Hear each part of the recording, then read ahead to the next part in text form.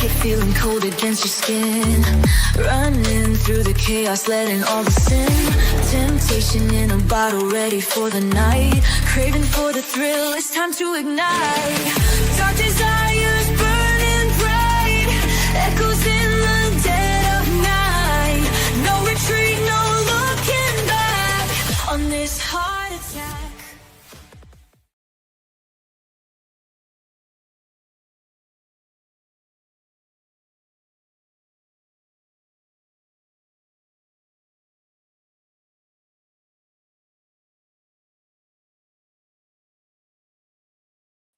Hey, good to see you all.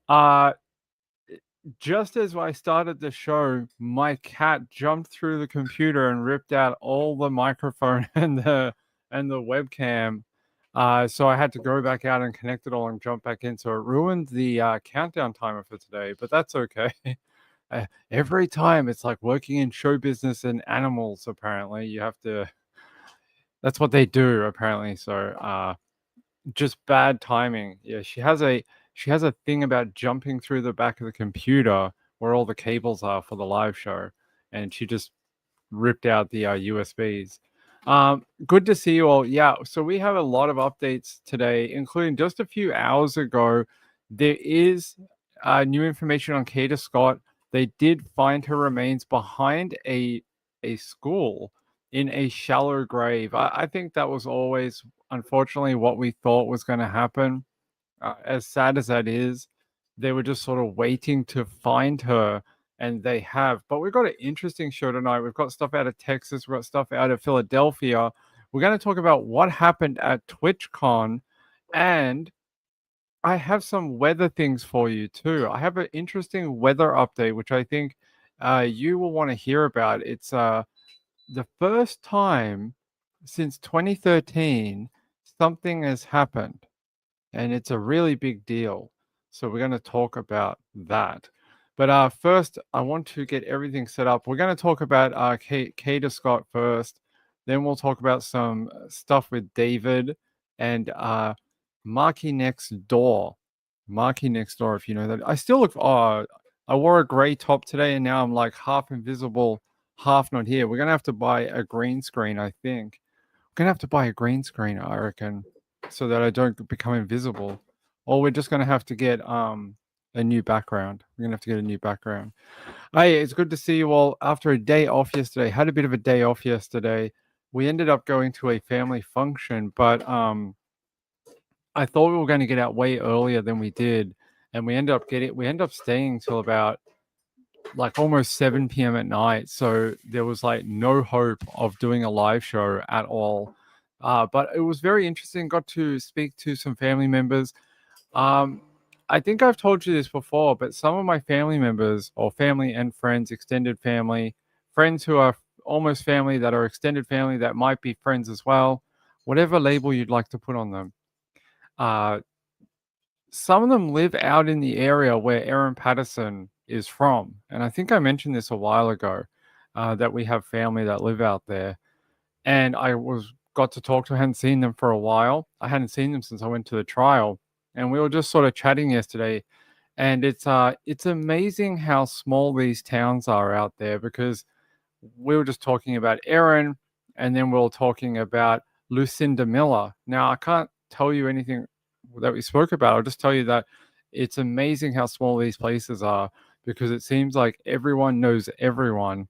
And yeah, it's crazy. Like in the city, you don't expect someone to know X, Y, and Z or have any connection to them. But out in the country, out in the rural areas, that seems to be how it works. So had a very interesting conversation with some of the people yesterday, and yeah, I'll leave it at that. It's very interesting. Hey, Laura, how are you, my friend? Carolina says, ping is a floating head. I am taking my lead from our old friend who used to be a floating head, Shad. I am spiriting Shad tonight. That's what we're doing. That's what I'm doing, apparently. I'm becoming Shad. In my old age, that's what I'm doing. I don't know where Shad is. I haven't seen Shad in ages. I don't know what happened to Shad, or don't know. Good to see you all. All right. SP1 said, I watched you. Okay, I haven't seen that one. I will put it on my list. All right. I want to bring you the update about Kata Scott because it really brings to an end this horrible case about this absolute loser, Keon King. And this is the ending, I think, since last weekend, we all sort of figured was going to happen. So here it is. I'll bring it to you if it'll play. Big story in Action News is breaking in the Germantown section of the city. An anonymous tip led investigators to a wooded area today where they found human remains in a shallow grave. This comes 2 weeks to the day since Kata Scott was last seen leaving work in nearby Chestnut Hill. Now an already grieving family waits for more answers. Action News reporter Katie Captro joins us live from police headquarters with more on the investigation tonight. Katie. And Walter, police have been flooded with tips. And late last night, a very specific anonymous tip came in that led police back to the location of the former Ada Lewis Middle School. At 10 a.m. this morning is when they resumed their search, and that's when they made the discovery. No one is happy that this is the ending. Chopper 6 was overhead this afternoon as police uncovered human remains. The discovery comes amid the search for 23-year-old Kata Scott, who went missing 2 weeks ago on October 4th. As word spread, an emotional crowd gathered, watching as investigators moved in behind an abandoned school near Aubrey Arboretum in Germantown. Police say the remains were found in a shallow grave in the wooded area behind the building. Able to locate the body of a human being. All indications at this point is that it's a female. We are not going to confirm at this point that it is Miss Kata Scott because that has to be done by the medical examiner's office. Some in the community have been trying to remain optimistic. My faith and hope is that she's still alive. Police say they've searched this area before, but it was a very specific anonymous tip overnight that led them right to the spot. And when you know that you're looking for something, but don't know where someone hid it, it's not that easy of a process. Detectives have been in constant contact with Scott's family. Tips started pouring in after authorities announced the arrest of 21-year-old Keon King of Southwest Philadelphia, believed to be the last person seen with Scott. He's now charged with kidnapping and other offenses tied to her disappearance. As the medical examiner works to confirm an identity, emotions in the community are raw. Honestly, it's heartbreaking. I have kids myself, and I wouldn't want this for nobody. Now, police are still asking the public for any more information that they have, just in case there could be other victims of the person that they have in custody. And Mayor Sherrell Parker did release a statement on social media saying that the city is there to support the family in any way. You know, I still have questions as to why this guy was even on the street after he had a similar case earlier in 2025 where he forcibly abducted a woman from her home. And we saw that video a couple of days ago where he is like acting like a prowler outside her house, peering in. And apparently after that, they go outside to check out whether he has left the property. And he comes and he forcibly takes a woman and abducts her. Now that woman, she was okay in the end, but it shows that escalation of behavior. The fact that the second time he tried to do it, that woman was abducted and she was killed. And now we know where he put her. Interesting that the cops were actually pretty close to that arboretum and they searched it last weekend but didn't find anything. It took what they said was a very specific tip to come in to find the location and where that shallow grave was. I would like to know more about this supposed very accurate tip. How did someone know that it was right there? Were they with him at the time? Do they live close by and saw something? Are they a friend of Keon's? How does that work? I would like to know, how did they know exactly where the body was? I wonder if this is there was some helicopter footage. I just don't know if this one's the right one. Yes, it is. Yeah, I'm going to pause it so you don't hear that background noise. But this is them. This is where that shallow grave was located. and you can see them with shovels and all sorts of things, trying to remove those what they think is Kata Scott. And there you go. That's where we put her, right in this very heavily vegetated area in this behind this arboretum. So you can see just how many people. I guess if you didn't know it was there, then how would you or why would you ever go to this location? I mean, you can't see anything, so don't get stressed out that we're going to see a body or something. They've got that. It's right under the tree line, under the canopy, so you guys are not going to see anything. It's okay. I wouldn't show that to you if that was the case. I wouldn't put it up on the screen. It's just showing them where they're going. So it's right under that sort of tree that comes all the way down to the ground. It's sort of right under the back of that plant. There you go. So, hey Kim, good to see you. How is the tipster not implicated? That might be an investigation that they continue to look into, or it was a family member. Maybe it's a family member, and they know Keon. It could be. Maybe he said something. Maybe he talked. Maybe he told a friend. Who knows? But yeah, there's that helicopter footage, just showing that area where they found her remains. So that brings to a close a very frantic week trying to track down Kata. But I feel like there's a lot more questions that we need to ask. One, what were these phone calls? And if they were from Keon, why was nothing done beforehand? Like, did she report it to anyone? If so, why did she leave her workplace? Not victim blaming, just want to find out why she felt the need to leave her work. Because she was safe inside the workplace, right? No one's going to hurt her in her workplace. Why did she check in and then leave the workplace to meet up with him? So there's a lot of questions here that still need to be answered, but this guy is just such a creep. Here, I'll show you this. This was the other video from the other day. This one. This guy. I wonder if we can show it. Yeah, there you go. It's in the background here. He walks up to this window and he's peering in, acting all, oh, look how scary I am. And then apparently he abducted the woman from this house afterwards. Well, I feel like after this incident, he should have been off the street.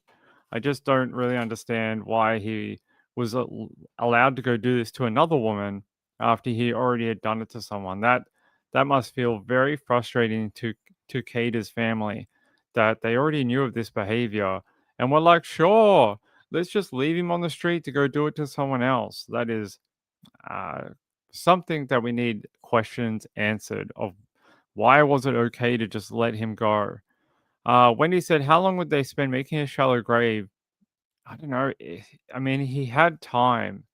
I think if I remember correctly, between the time that she was reported missing and the time that they actually searched for him was about 12 hours. Not when she was like, by the time they actually searched that arboretum, it was like 12 hours. So he had some time to build a shallow grave. Took them a while to figure out that he had been there, and they didn't find it till a week later. But it is very sad. I think at first we were hoping that she was being held somewhere, and the fact that ended up not being the case sounds like she was killed pretty quickly after she was abducted. So yeah, but there's a lot of questions that need to be answered. That's what Ping reckons.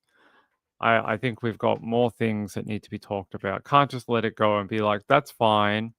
Let's just move on. No. Kim said the press conference was a crap show yesterday too. Political BS about why they didn't. Yeah, I saw that. Yeah, it's ridiculous. Wendy said, I just got frustrated with the press conference the other day. Seems like they were blaming the victim. Yeah, because I was saying that she didn't want to come to court. She's being stalked. You absolute beep. Like, look what he was doing to her. And you wonder, we normally call that witness intimidation. That's what he does to people. And you're like, oh, we have no idea. She didn't want to come to the court case. We were so perplexed by it. Like, why? You know, we had a court case. We got the charges, but she just didn't want to come and go to trial. No, duh. Look what he does to people. He goes to their homes and intimidates them and hurts them and abducts them and threatens to kill them. And you wonder why she didn't want to go to court. I feel like they should have just run the charges without her participation, or found a way for her to testify and use a video. So they've done that in the past. They call it video evidence. And she could have given her sort of testimony in private. They record it, and then they could have played that during the trial. That's what should have been done, so that she didn't have to present to the trial. Betsy said, do you think there are any more victims? He was on a mission. I think there are more victims, yes. I think that this guy was probably doing it to multiple women. Multiple. I don't think this guy was doing it to one woman at a time. I reckon there's more women that he was harassing, you know, going to their homes, stalking them. I would not be surprised if we hear of more victims come forward. 100%. But awful end, not the end that we would like. Now we've got to bury another young person, and that's very sad. Yeah, let me see here. Yeah, I would not be surprised if there were more. Not at all. So the remains were found off Warden's. Oh wait, that's a different story. Hold on. Ping is on the wrong tab. Let's get out of this. Yeah, so that's that one. Let's go back one page. Yep.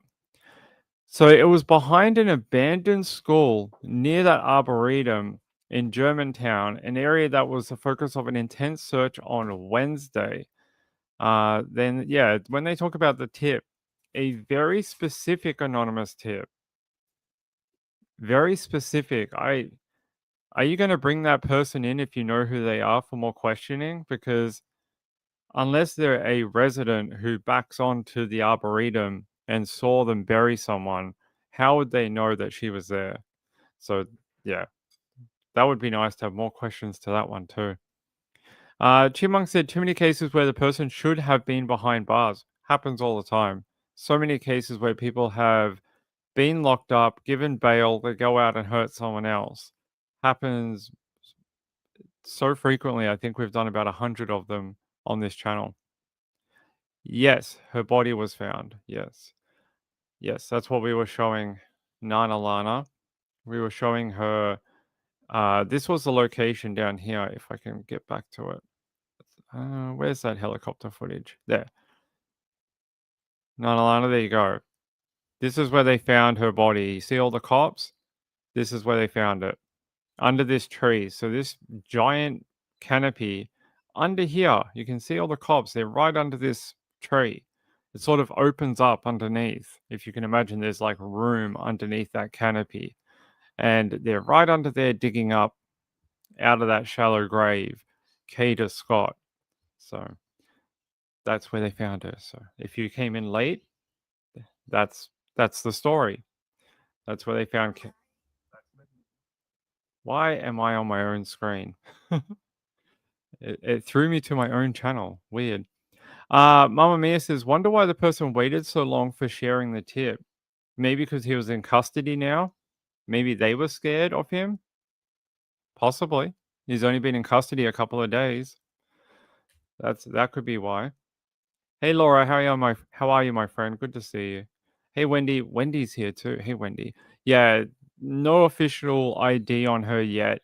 They're saying that they're just pretty confident it's her by what she was wearing, the location, how the tip came in. Sometimes you can unofficially confirm who it is based on the details surrounding it, and they're pretty sure it's her. So I just think we'll get an official ID in a few days, probably Monday or Tuesday. All right. I'm going to leave that one there because we're not going to get too much more at the moment. But I want to show you something here, if I can get onto it. I want to show you what happened at TwitchCon, not VidCon, that's a different one. At TwitchCon, I don't know if you have seen this. It sort of crosses two different genres in a way. And I'm probably going to pronounce this very big Twitch streamer's name very wrong. So I'm just going to call it Emmy, but I think it's Emiru. And she was at TwitchCon and she was attacked by a fan. And I will tell you why this is relevant in a minute. But this is the video here. I have it. So she's a very big Twitch streamer. She has a lot of fans, and some of them are a bit too parasocial for their own good, including this guy who decided to take his obsession with her over the top. And I'm going to show you the video. Warning if you have any sort of, if this is some sort of trigger for you, come back in about 10 seconds. But you'll see him, and I'll describe it before we show it. You'll see this guy approach her, and he sort of goes to hug her, and he overwhelms her. He's quite a tall guy, over 6 foot tall, and he sort of like envelops her, and he tries to kiss her. And she, obviously pushes him, tells him to go away, and then security or whoever that is jumps in and pushes him off her. So I'm going to play the video.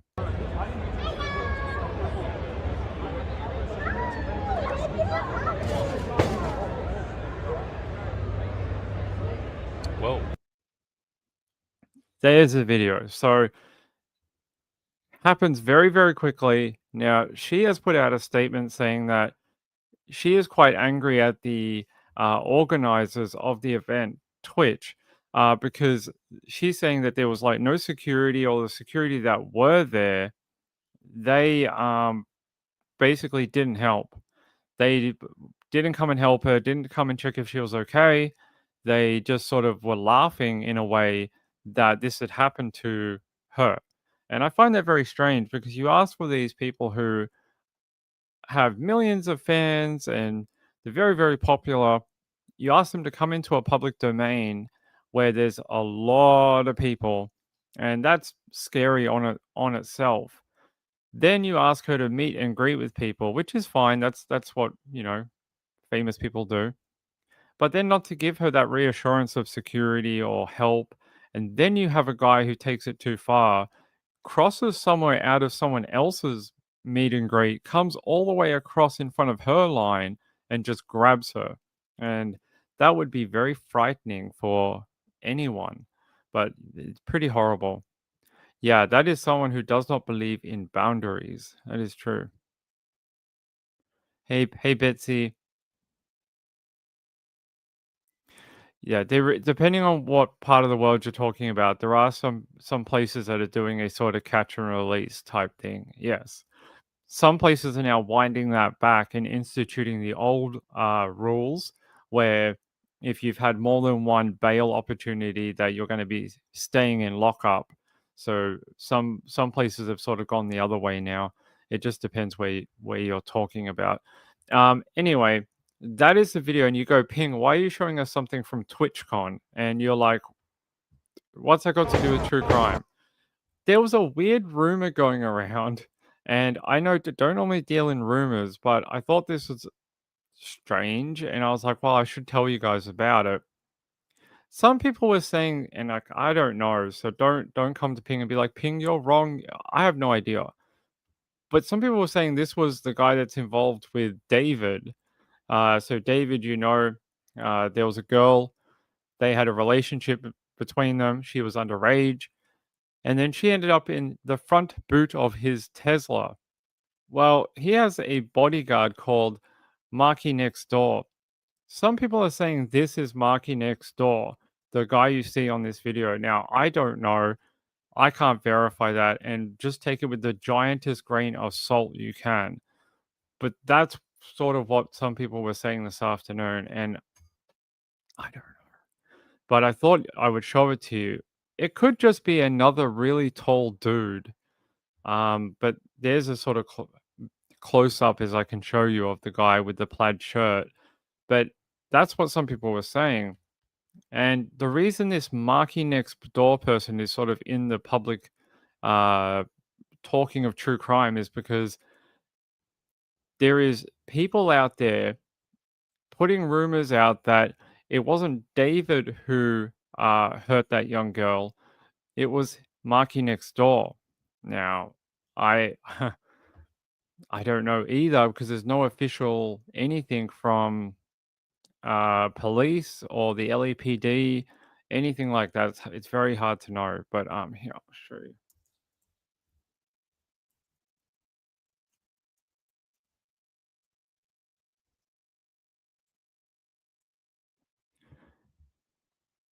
So here's look, this website that I'm about to show you is very notorious for running absolute bullshit. So I'm gonna just warn you here. Yeah, here was David's bodyguard, MarkyNextDoor, arrested after assault on Emeru at TwitchCon 2025. There's a video that I showed you before. Yeah, so some social medias people have said that that is MarkyNextDoor. I don't know. And then you hear someone here saying, David's bodyguard, MarkyNextDoor, was just arrested after assaulting popular Twitch streamer Emeru. And that's whoever this is, Cheza Updates. And they're saying this is the same person. I don't know. You tell me if you think that is the same person in the video. I think it's very hard to tell. But I thought I'd bring it to you because we've talked a lot about David over the last month or so, that this somehow crossed over those two realms. And if I didn't bring it to you, at least tell you what's going on in the world, that I would be doing a disservice to you. But those are sort of the claims going on, and that I think it sort of takes away from Celeste a little bit. We seem to be going into that weird void of where there's no information. People just start throwing stuff into the public realm to see what sticks and what gets clicks and things like that. Because there's just no movement on Celeste's death investigation really at all. And if you don't know what I'm talking about, I will take you back to a couple of weeks ago so I can show you what has been going on with Celeste's investigation. If I can just grab this video, I will show it to you.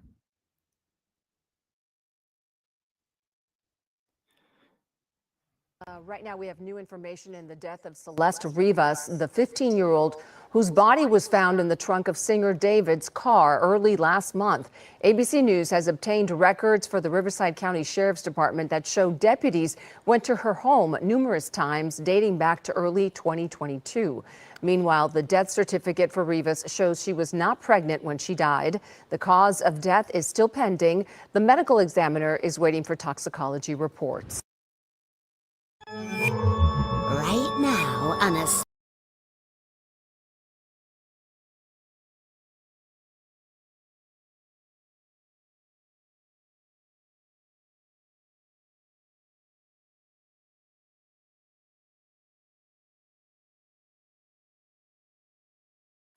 There you go. So there's the what?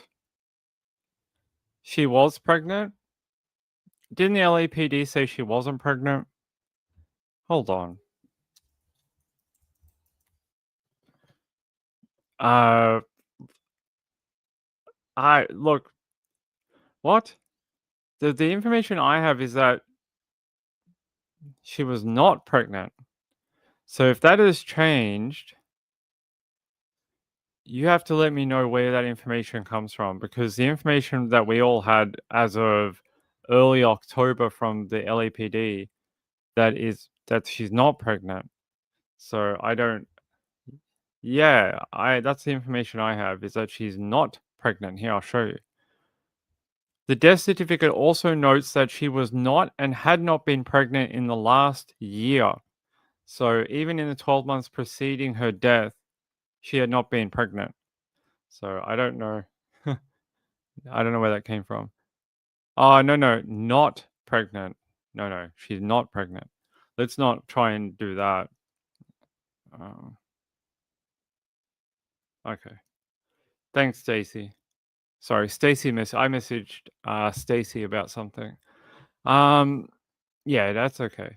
So that's the weird crossover that I wanted to tell you about this. So if you hear about this over the coming days, if you see anything about it, this is where it's coming from. And it's coming from the TwitchCon video with Emaru. And people are saying that's David's bodyguard, and it seems to be unverified speculation. I haven't seen anyone be able to produce anything for me yet that confirms that to be true. No arrest report, nothing like that. So you need to take it with a giant grain of salt the size of San Diego. Okay? Until there's something more informative or more solid that comes out, that's the way you should look at that. Okay. All right. That is your weird update from TwitchCon. All right, it's Friday night, right? Wait. Yes, it's Saturday night. Good work, Ping. So we like to have a bit of fun on Saturday night. So tonight, we're going to test some American food a little bit later. But I want to bring you something that's a little bit different. We talk true crime each and every day, and I wanted to bring you something that's more educational. And sometimes on this channel, we do weather, and people really like it. And they like when I teach them something new about weather. Well, tonight I'm going to teach you something new. And it's something you should know anyway, because it's really important in the world of severe weather. And it's a big thing. So if you are someone who follows weather and lives in a tornado region or something like that in America, this is something you need to know about. And it's very, very interesting. Well, I find it interesting. Don't know if you will. But it is the first EF5 tornado to strike the US in over a decade, had been confirmed by experts. Now, this was the tornado right here. It happened in Dakota, and I'll explain a bit more about it in a minute. Wait, Dakota? Yes, North Dakota, Enderlin. Enderlin, North Dakota, June 20, 2025. Now, you go ping. That was months ago. Why are you telling us about this in October?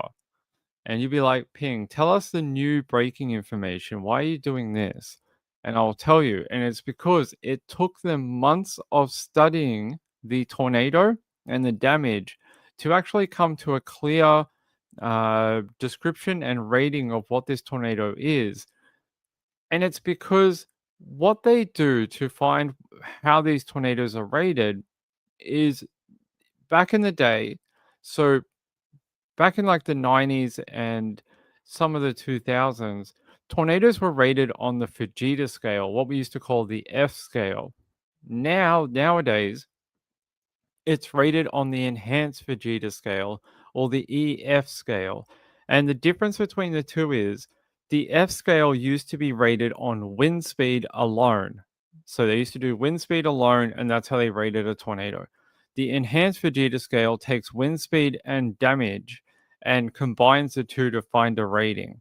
That's the simplest way of telling you how it works anyway. So when you have a tornado that seems to be extremely powerful but doesn't hit certain objects that are able to give a rating, it's very difficult to give a precise rating of the tornado because it didn't hit anything that you can rate it on. And there's certain things in the sort of guide for people who do damage surveys that they're looking for. Certain foundations, homes, certain types of anchoring in homes, certain objects, trees, debarking, sanding of trees, all these type of things. But in this particular situation, one of the things they looked at was train cars. And you go, train cars, Ping, like why would they look at that? And it's because this tornado picked up these freight train cars and threw them. And some of them were full of grain. And you go, wow, how many metric kilos or tons is that? And I will tell you, because it is seriously impressive. When you look at these details, give me a second, I'll bring them up. It's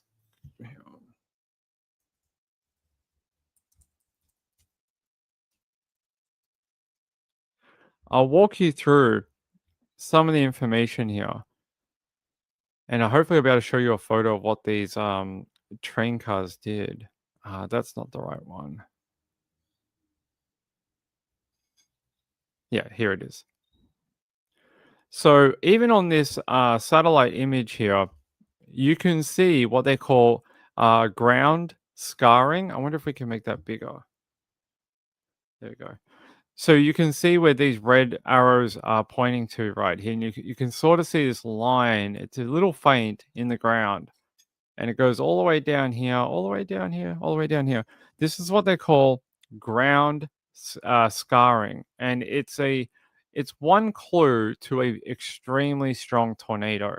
When you see this on a image like this, it means you had to have a very high end tornado for this to have occurred. We've got far too many tabs open. Hold on, guys.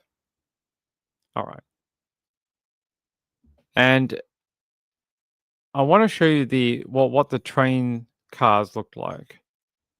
This is another one. If I can open this up in another thing. One of the other things they look for is trees that have been pulled out of the ground, including their root structure. So it's called a root ball. And that is the entire root ball of this tree just sucked out of the ground and tossed. And you think of how much force and things they need to be able to do that, like a tornado. That's crazy amounts of damage and force and wind speed. That's very crazy. Now here's the photo of the train cars, and you'll see. So you'll have to look a little carefully. It's not the greatest photo, but you can see the train cars here that were taken off the track and thrown onto the field here. Some of these are full of grain, and it got picked up and moved. And you think of how many metric tons that would be. And then if you look a little further back in the photo, there's a train car that went all the way back into the field, and that's what that tornado did. Through one of the train cars, I'll get the measurements for you in a second, but it threw it all the way down into that field. And if I go here,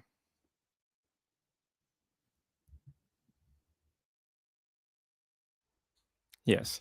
They're saying here the method by which the intensity of the tornado and thus the upgrade to an EF5 rating was calculated from the train cars by using the distance of large compact objects lofted and thrown by a tornado. They say this new method was outlined in a study authored by a team of scientists and engineers of the Northern Tornadoes Project. And they're saying here it was determined that 33 cars on the train derailed. 19 of them were fully loaded grain hopper cars weighing up to 286,000 pounds that were all tipped over, with one of them being pulled off the tracks and thrown into an adjacent field.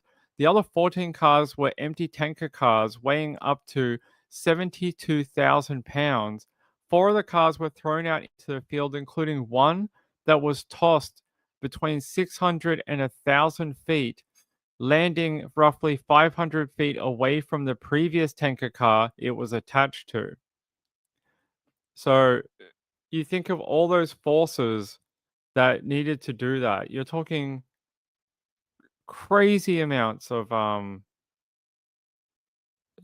damage. And imagine if that hit a city, something that could do that could lift and throw that kind of weight. That's one of the reasons they upgraded this rating to EF5. Like, look at that. If you're in Australia, the empty tanker car was 33,000 kilos. And then the other one that was a full grain hopper was 130,000 kilos. 130,000 kilos, and it just picked it up and threw it. This is one of the reasons they upgraded this to EF5. The other one was they believe that to tip over the fully loaded grain car, you had to have a wind that was somewhere between 230 miles per hour and 266 miles per hour, depending on if they were full or not full. But yeah, between 230 miles per hour and 266 miles per hour. I think that is just shows you some of the extreme uh how dangerous this tornado was, this EF5 in North Dakota. I can't like we've heard stories like this before. There's even one in Australia, a very old report from the Bureau of Meteorology down here, and it's called the uh hold on.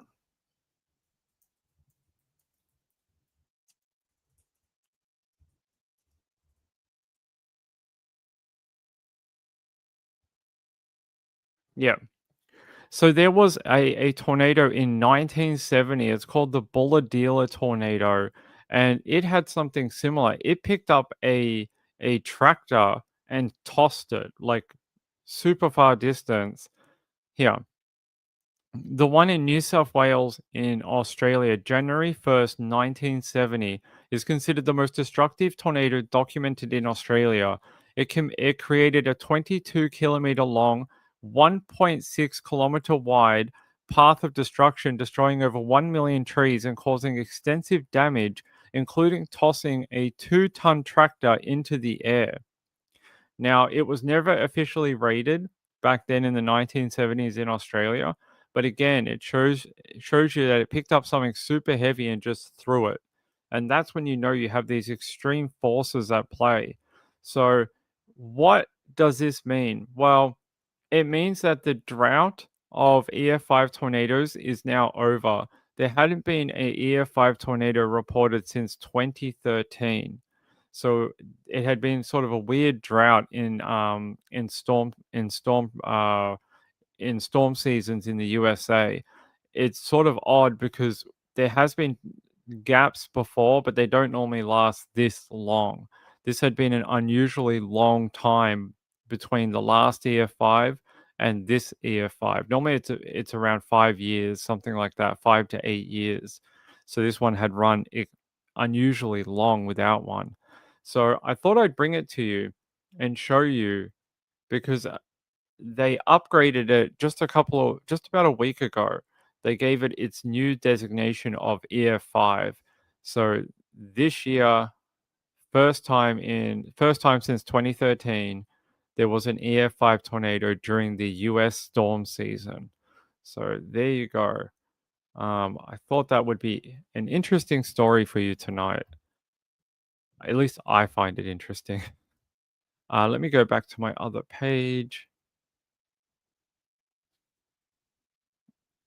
Apparently, all my pages have disappeared. That's not it.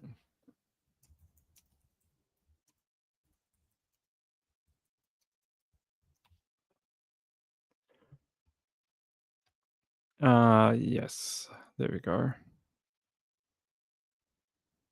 Now I'm going to take you to Fox 9 in Minneapolis.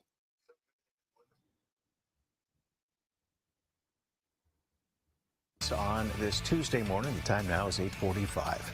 A deadly tornado that tore across North Dakota over the summer has been upgraded now to an EF5 with winds topping 200 miles per hour. Think about that.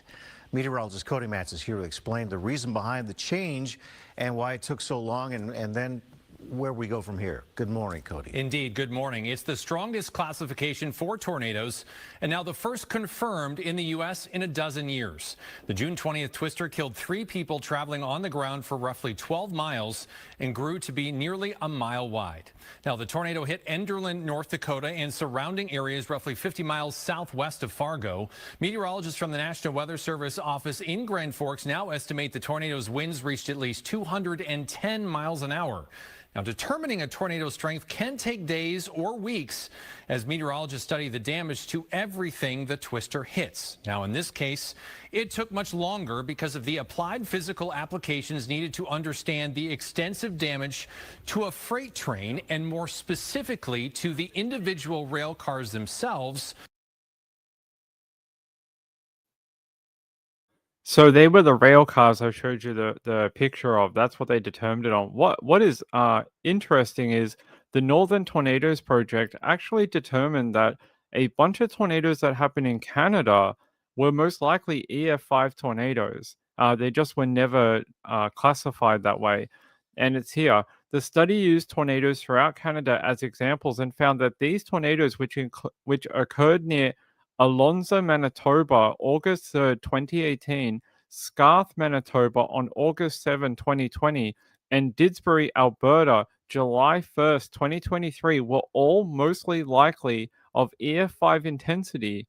And that's very interesting because Manitoba and Alberta sometimes get these absolutely crazy strong tornadoes late in the year between July and August.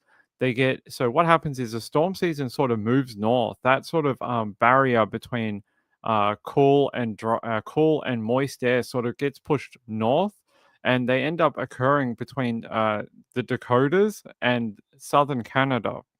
And you get this sort of tornadoes that can appear over those regions across the border. And Canada gets some absolutely crazy strong tornadoes. There's been documented a bunch of times over the years, including an EF5 that happened in the mid 2000s. So sounds like Manitoba and some other places in Alberta may have had 3 EF5 tornadoes in like 4 years recently. So this new way of studying seems to maybe bring better results of how to measure what is actually damage and things that have been thrown or tossed and how you relate that to scale rating. So very interesting. Chipmunk said, "I'm going to have a tornado dream tonight." Now, great. I'm sorry about that. I don't ever have tornado dreams, which is breaks my heart. I'd love to have tornado dreams where I dream of chasing tornadoes. That'd be great. But I never get them. Actually, I had a nightmare the other night. Do you guys want to hear about my nightmare? It was very strange. It was about live streaming while I sit here like this, and I was dreaming that we were doing the USA food test with Mrs. Ping. So she was testing some of the food and I was testing some of the food. But the camera was pointed this way, and down this way there was a dining table, and she was sitting at the dining table and you could see her eating the food. And I was stressing out that she was on the camera and that you like the camera view could see over there. And I was like, that's so strange because over here there is no dining table. And she would never sit over here and eat the food. She would most likely be in this direction over this way, somewhere over, so this way, the opposite direction. So why in my dream she was here where there's nothing here? If you go in this direction, you get to my back door. There's nothing here. Nonetheless said, "Ping, your background is making me dizzy." I'm sorry about that. I mean, we can turn it off. It was just for fun the other day. It's because the white background that we do have is really boring. Yeah, you guys can have a brick wall. Look, I'm inside of a brick wall. Yeah, we can do motion blur. All right, there we go. So yeah, unfortunately, we're back to a very boring white wall at the moment. Oh, my hand! Look at this. It's like some sort of acid dream. So we're back to a very boring white wall at the moment because our last background broke. So we had a really nice background that we had behind me, and it just got damaged, and now we have to look for a new one, unfortunately. You're welcome. You're welcome. There you go. I hope that makes you less dizzy today. Chipmunk says, "That's your nightmare." Yeah, it could do. I'm not sure why. I very rarely remember anything I dream about. I'm one of these people that sleeps at night, wakes up in the morning, I don't remember anything. So to remember that, I don't know. That's right. It's like Freddy Krueger, Jay, like Freddy Krueger. I hope you found that interesting. I know it's not for everyone, but the fact that there has been no EF5 tornado since 2013, which was the Moore, Oklahoma tornado that everyone would remember from 2013, that giant one that came into near OKC, in Oklahoma. And it was like, they had the helicopter chasing it, and it was like a really big deal. It was all over the media at the time. So Jay said, do you need a background? Yes. So we are looking at a new background for the studio here. We're just trying to figure out what we want to do, or sort of like what style, or we don't know if we're going to put up some shelves here to put like things that people send in, or put some like LED lights or something around it. We're not 100% sure, but if someone has some good ideas, let me know.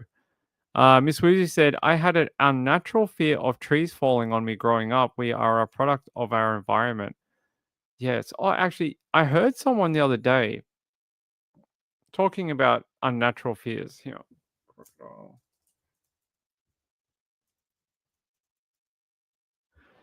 I think I told you the other before that when I was growing up, and I still sort of do now, I had a sort of irrational fear of sharks or stingrays or crocodiles being in swimming pools, right?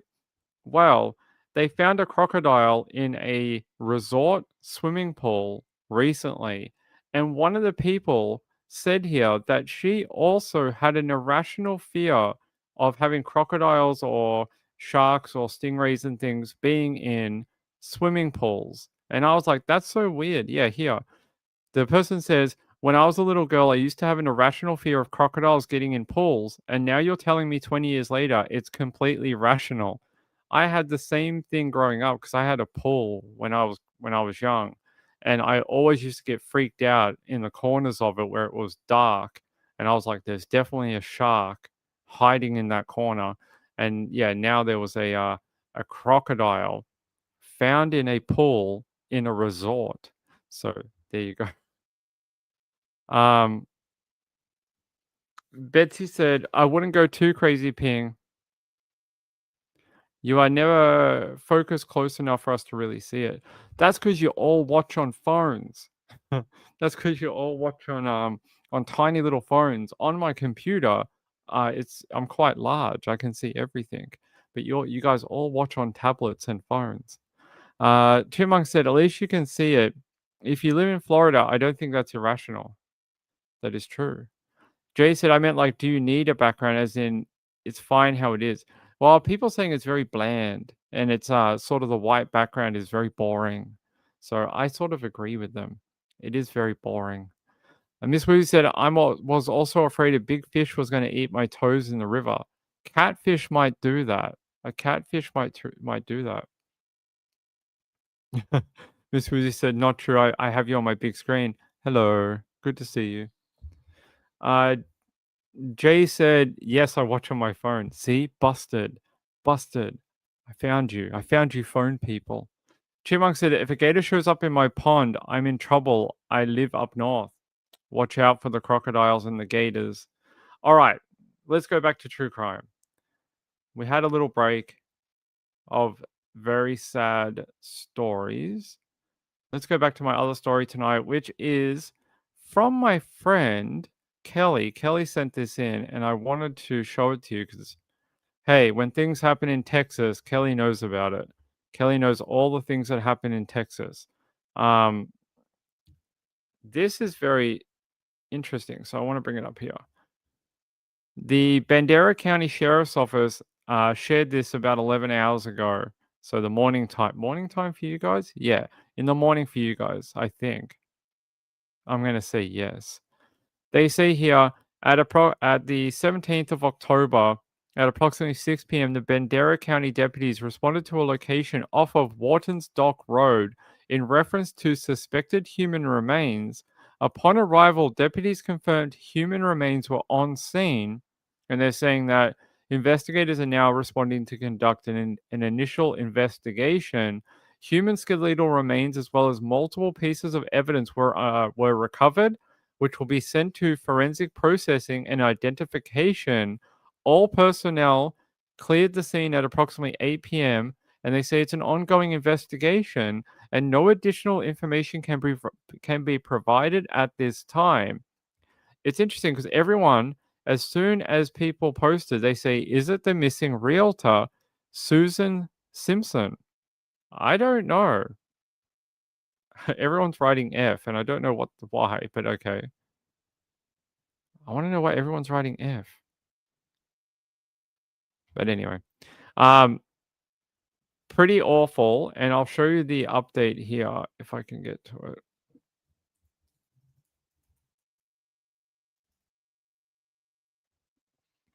Yes, they say remains of human skeleton, so skeletal remains that were found in Bandera County. I'm just trying to see if we can get one of the ones that have the better view of the area. Okay. It doesn't want to do that, but that's fine. Yeah, they just say human skeletal remains were found on Friday evening on Warden Dock Road in Bandera County.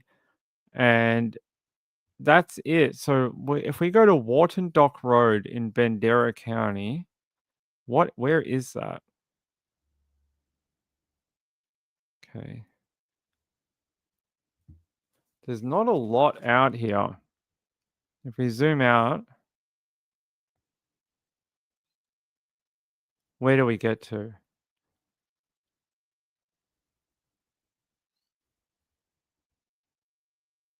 So there's Bandera. There's Bourne up here. San Antonio, the city, is down here. And this is up north. This is not too far, right, from where Susan went missing. She's like over here, right? I can't quite figure out where, but somewhere up here, if I remember correctly. So this is not too far away. And he was arrested up in this area too. If I'm remembering correctly, when they first arrested him, he was up in this region of San Antonio. I'm gonna have to find it, Susan.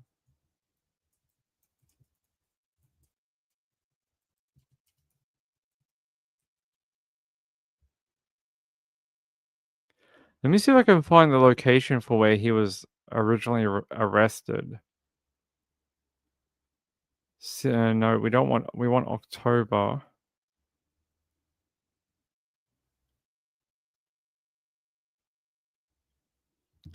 Brad Simpson was charged Thursday in Bexar County. They're in Bexar County, but I thought he was picked up somewhere up north at the time. So they're from Olmos Park. We know that. I wonder if that is not too far from where.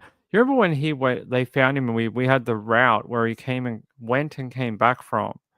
I wonder if that is up in that area. I would have to go back and check the notes for it. Olmos Park. How far away is this? Yeah, it's not too far. So Olmos Park is, in the sort of north part of San Antonio, the city, the CBD sort of bit. And where we were just looking at is up in the northwest, out in the country bit. I swear he was out in this area, and this is where he said he sort of went and came back from. It's not too, don't think it's too far away. If it ends up being her, that would be a great if that ends up being her, that'd be a great conclusion because for a year they haven't been able to find her. About a year now. About a year. Kendall, that's right, Kendall County. Thank you. So that's not too far away. So if I show you, I mean it's a little bit away if we're playing Connect 4. So there's Warden Dock Road here. There's Bourne up here. So that's probably like Kendall County up this way. It's not that far away. There's Nelson City too. There's where they found the body down here. I mean, you probably could get over here even if he left, so there's Alamo Heights. This is where the club was that they went to. Even if he headed west and went up through here and then went north, I mean, it's possible. I mean, I'm not going to say it's 100% her because there's millions of people that live in Texas, and who knows why people end up where they do when they die. But it's interesting. I mean, it's a very desolate. There's like ranch farms and things out here, sort of country homes type of thing. There's not a lot out here. Interesting. I wonder if it ends up being her. Just Call Me Kim says, good. Hopefully, since it's early, I won't fall asleep before it's over tonight. All right. Woman of Steel, hey, how are you, my friend? Good to see you. Yeah, there you go. So a body found. I find it interesting that they're being very close. They're not telling us a whole lot about why or how or who it might be. I'm very interested in it. Let's see.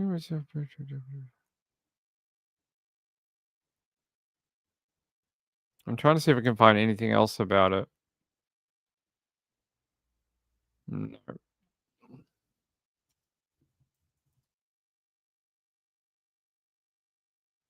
Yeah, let's go to Ken's 5. See if they have anything.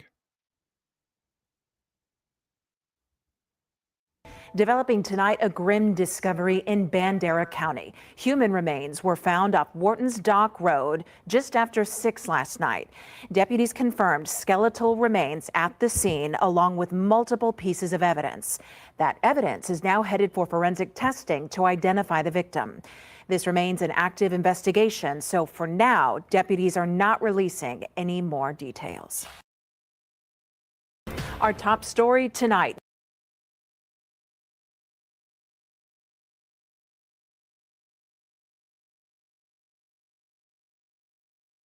So there we go. When I have more information on who that body is or who they might think it's related to, I will tell you.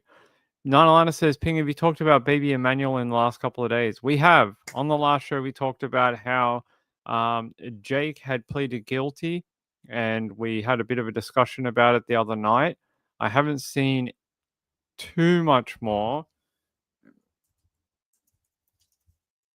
I don't think that there's been too much more. Yeah, that's sort of the latest story, is that Emmanuel Harrow's father, Jake, pleaded guilty to murder, but they still have not found that little boy. What happens now? I think we're all waiting to sort of find out where we go from here in sort of trying to find Emmanuel. I think that's the next thing. So, but other than that, there's not been too much more. So for people who didn't see it the other day when we did it, I'll play a little bit just here. You can see right behind me, there is a memorial for baby Emmanuel. And as you said it, today his father admitted to killing him. We spoke with a man who was inside the courtroom and witnessed the guilty plea. I was shocked. Not only was Jake crying, Rebecca was crying, but as I looked around the courtroom, there was tears everywhere.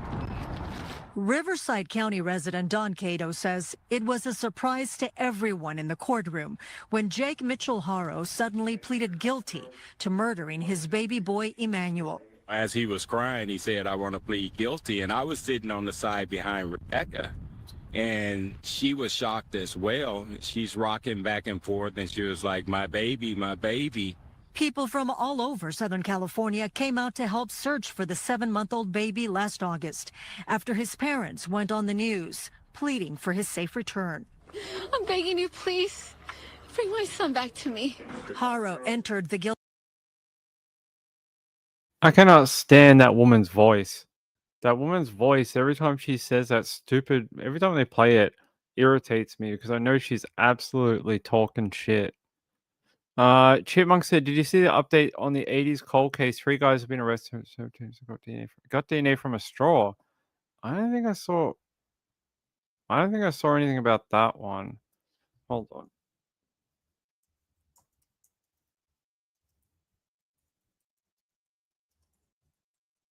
That's not the one I was going to talk about, but are you talking about the Teresa Fusco case? Yeah, I see this one, but after 40 years, they're saying 3 convictions overturned. They say arrest made in case thanks to a smoothie straw. Interesting. I can't tell you I have ever heard of this one. Teresa Fusco. I don't know this case. Hold on. She's from Long Island. She was a teenager in 1984. Wow, I wasn't even born yet. They're saying here she went missing in 1984, was later found R-worded and killed in Lynbrook. And they said advances in DNA and a discarded smoothie led to the arrest. All right, see if I can find something because I'm interested to hear about this.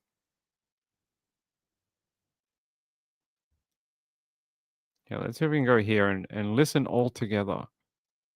But first, a stunning arrest in the murder of a teenager on Long Island. A 63-year-old man today charged with killing the girl more than 4 decades ago. And good evening, everyone, at 6 o'clock. I'm Bill Ritter. And I'm Liz Cho. Teresa Fusco was only 16 years old when she was killed in Lynbrook on Long Island. She vanished after leaving a roller rink. Her body discovered months later. She had been strangled, sexually assaulted, and beaten. And today, 63-year-old Richard Bilodeau, charged with her murder more than 40 years later. Turns out he has been living on Long Island all this time. So how did prosecutors get the evidence to finally charge him? Eyewitness News reporter Stacey Sager is live in Mineola tonight with our lead story. Stacey. Well, Liz, prosecutors say this is a case with DNA and that it's a 100% match. We're talking about a cold case murder investigation spanning more than 4 decades. And now they say the past has caught up with one man.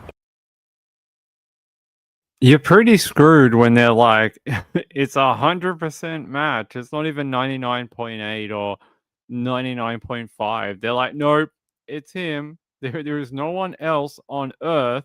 It could be. It's a 100% match.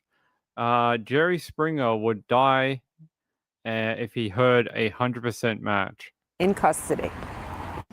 Prosecutors called it a day of reckoning for 63-year-old Richard Bilodeau in a murder case dating back to 1984. Well, let me tell you something, Mr. Bilodeau. It's 2025, and I got you now.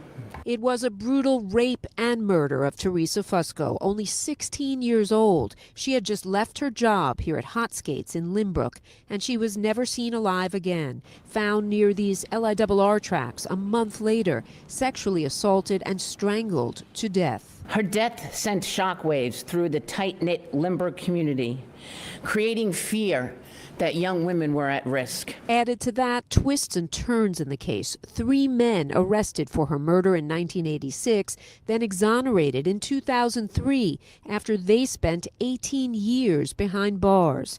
At the time, DNA evidence proving them innocent. And now, prosecutors say newer DNA testing proves Bilodeau guilty. It got better in 2014 and got better in 2024. That's how science works. It's always improving upon itself. The DA wouldn't elaborate on motive, but not unlike the Gilgo case, investigators began tailing Bilodeau, who had been living quietly here in Center Moriches for decades. You know, they're right that it is very much like the Gilgo case with Rex Heumann. But I asked the question, it was this sort of area around Long Island a breeding ground for these sort of men? Because this is not the only one. You know, we also know of Rex Heumann, but they're not the only 2. There's 20, 30, possibly 40 or 50 other men out there who committed these types of crimes who have not been caught. There's so many young girls who were victimized and killed in this area between like 1980 and today. There's just, I've seen a map of it, and there's just hundreds of victims that are unsolved. And it makes me wonder, you know, we've seen a few now, how many more men out there are paranoid that they are next? How many? There's got to be many grandpas out there who are worried that they may get thrown in jail before their time expires on Earth. There's got to be quite a few of them. But back in the 80s, he had lived and worked in Lynbrook, right near where Teresa Fusco lived. And in February, they were able to grab his DNA off this straw from a smoothie he tossed in the trash. For Teresa Fusco's father, a hope for closure after a time capsule of grief was reopened. I only loved her and I miss her. That's all I can say. She lives in my heart, as you can see. A case in which the past wasn't forgotten and so many questions about this latest suspect remain. Does your client have a criminal past? To my knowledge, he does not, and as the prosecutor pointed out during the arraignment, he has spent the last 40 years without an arrest. Yeah, and he spent decades in Suffolk County, living quietly all of this time, working an overnight shift at a Walmart, investigators say. They also say that, oddly, back in July, when talking about the 1980s, he told them back then people got away with murder. Bilodeau is due back here in court on November 21st. We're live in Mineola. Of course, it was Suffolk County. Of course, it had to be Suffolk County, right? Very interesting. And anytime one of these is solved, I just always wonder how many more are out there. Betsy said keeping a low profile. Definitely seems like he was trying to stay off the radar because of what he'd done. He knew that an arrest would mean that his DNA would go in the system and probably hit a match on CODIS. So he was probably paranoid about living a very upright life, a very straight life, and not getting into any trouble. Yeah, let's see after they load his DNA into CODIS. Jay said, loving the latest forensics hopefully deters a new generation of monsters. Hopefully it means that if people do this type of thing, I don't think you ever solve that. But hopefully it means they don't go 40 years without being caught. Hopefully it means they get caught after their first victim, and then it doesn't lead to like 50 others, which is what we've seen a lot of recently, like multiple offending, multiple victims being identified 35, 40 years later. Hopefully those advancements in DNA means they can no longer hide. That would be brilliant if that's what it means. Yeah, I find this funny. Let's go to the simple item that caught him was a smoothie, and he discarded it, which means it is trash and anyone can take it, and it caused him to be picked up for the crime that he probably tried to keep very secret for many decades, and it was a smoothie that undid him. That is very, very poetic in a way. All right, that was an interesting story. I will keep an eye on that as it goes through the court system. All right, let me see. I want to take you back to Texas, though, because anytime we get like an interesting illegality that happens in a court case, I sort of want to show you what can happen in trials. And this one was a murder trial centered on 3 former SAPD officers, nearly ends in a mistrial on Friday. The trial of 3 ex-SAPD officers, so that is San Antonio PD, over Melissa Perez's fatal shooting entered a 6th day with body cam footage and testimony scrutinized on Friday. And they say this was a woman who was killed in June of 2023, and 3 ex-SAPD officers were on trial for it. So here, let me play you the little update for it here. Good afternoon, I'm Sarah Fergani, and we begin on this Friday with a mistrial nearly declared in the case involving 3 former San Antonio police officers. The defendants are accused of shooting and killing Melissa Perez in 2023. That request from the defense shot down, but only after the state made the decision to grant several witnesses immunity. KENS 5 reporter Megan Reyna is live right now. She's been following that trial all week long, and today a lot of developments with that, Megan. Sarah, yes, it has been a hectic day inside that courtroom. Now, the immunity that's being granted by the state is for all of the police officers that are going to testify, besides Officer Jonathan Salinas and Officer Ramos. Now, this all stemmed from the testimony that Officer Salinas gave yesterday. It had started because he was upset with the argument the state was making about the officers committing burglary of a habitat when they attempted to arrest Melissa Perez in 2023. Officer Salinas was the officer who was assaulted by Perez while trying to arrest her. The defense says the state's argument criminalizes Officer Salinas and demanded he be granted immunity or the judge grant a mistrial. The judge then decided to call in a public defender to represent Officer Salinas. That public defender says Salinas wanted to plead the fifth. The defense then brought up that the fact that every officer who testifies will do the same, setting a bad precedent. So the judge said, grant immunity or there's mistrial. The state eventually found a compromise. They aren't giving immunity to Officer Salinas and Officer Ramos because both of them went onto Perez's property that night. A detective who took statements from officers at the scene is now testifying. He was granted immunity. The defense once again, just less than 30 minutes ago, tried to ask for another mistrial. The judge denied that motion. And the judge also, I want to point out, before this trial even began, told the state, told the defense, make sure when you're talking to these witnesses that are police officers, you're not asking them about the law. You're not asking them what's lawful and unlawful. You're just sticking to the facts of what they witnessed that night to avoid something like we have seen happen all day long.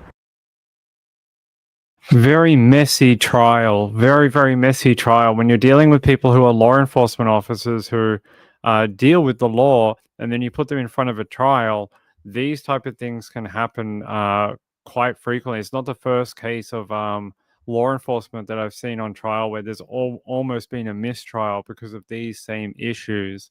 Especially when you got like multiple people that were there that night. So you had like multiple officers. There was a little bit of body cam. They did show it in that one. I wanted to see if I can show that body cam for you from the night. I know we did have it.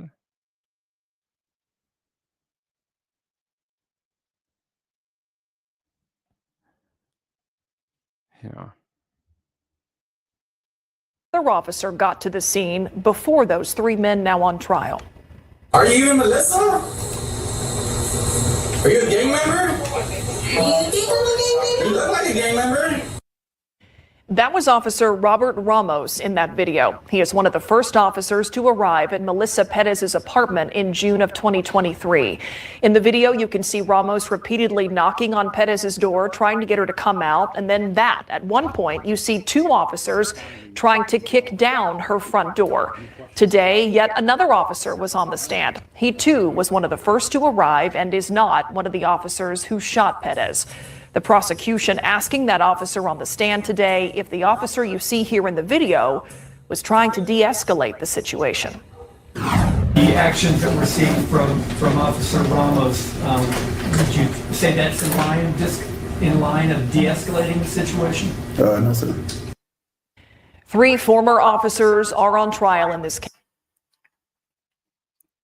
So head to KSAT. They're doing like live coverage of that trial. Head to KSAT or KSAT Plus if you're in the local area. You can watch it on there during the day, I've heard, and see where it goes from there. See where it goes. They got a call out, if I remember. Hold on, I'll grab it for you. Mr. Perez. I'll get you the original thing for it. Hold on. I've not been fully following it, but I had people write in asking me to show you the mistrial bit. Yeah. Here.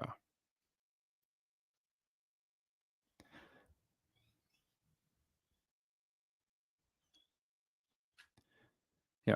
They say in the first murder trial for an on-duty killing by San Antonio police, the judges ruled that prosecutors can no longer say responding officers attempted to arrest Melissa Perez unlawfully. And I want to bring you down to what happened that night, though.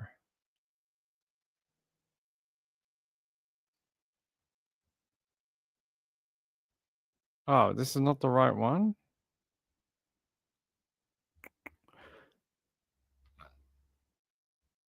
No, this is not the right one. Sorry. There was one that had the background on it. Give me a sec.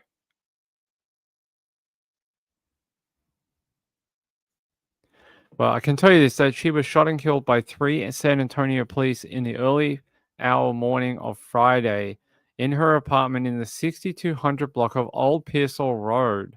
That was back when it originally happened.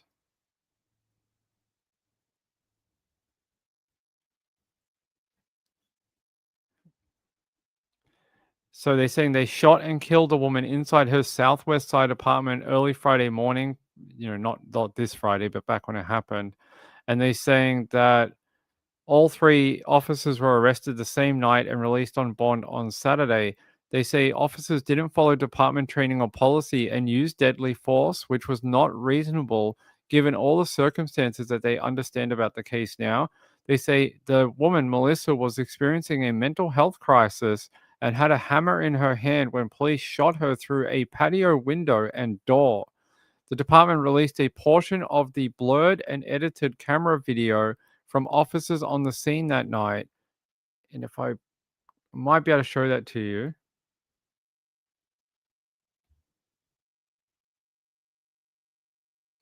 If it loads. No, that's not the right one.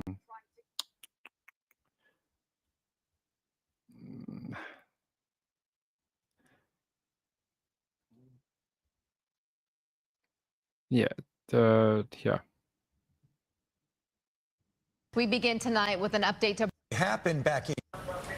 Yeah, Mike, Rebecca, the San Antonio Police Department sharing the story of the moments leading up to the shootout. We do want to warn you that some of those details are disturbing. San Antonio Police says it all started just before 8 p.m. when officers were dispatched to an apartment complex at the Stone Oak apartments. The first 911 caller saying he had firearms in.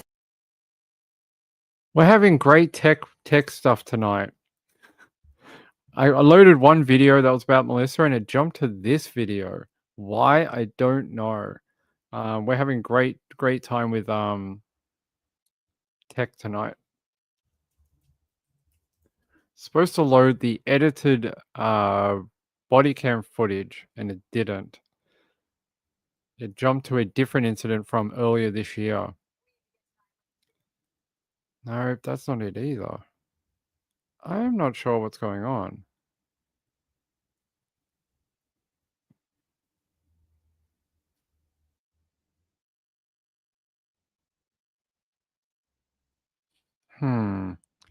Well, yeah.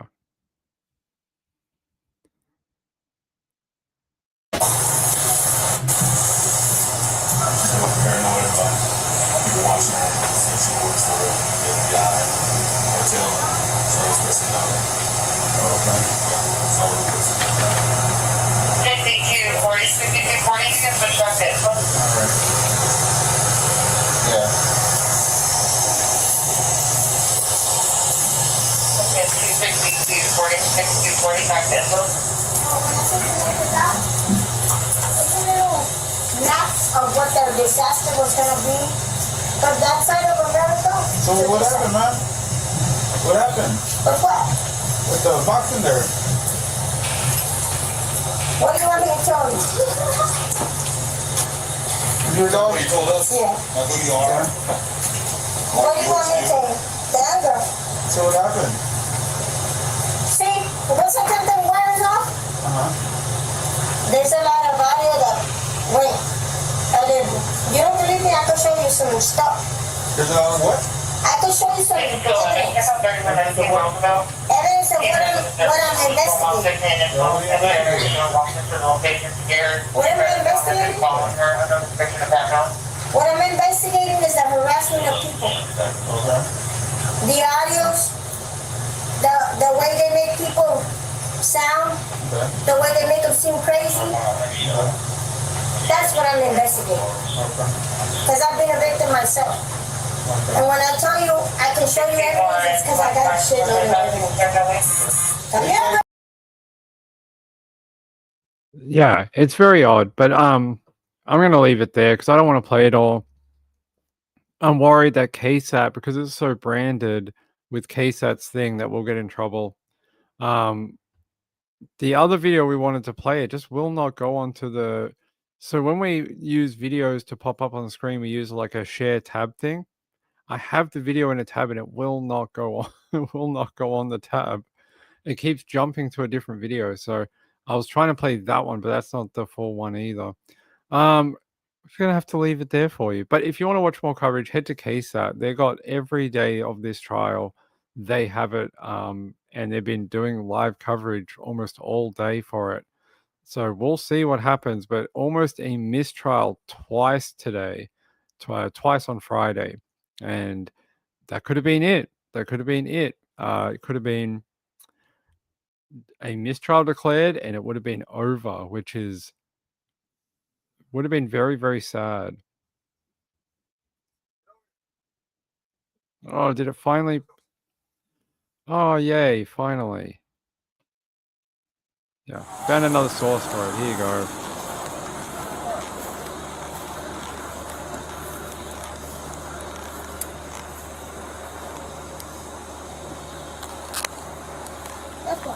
Hey, lady, get over here. Get over here.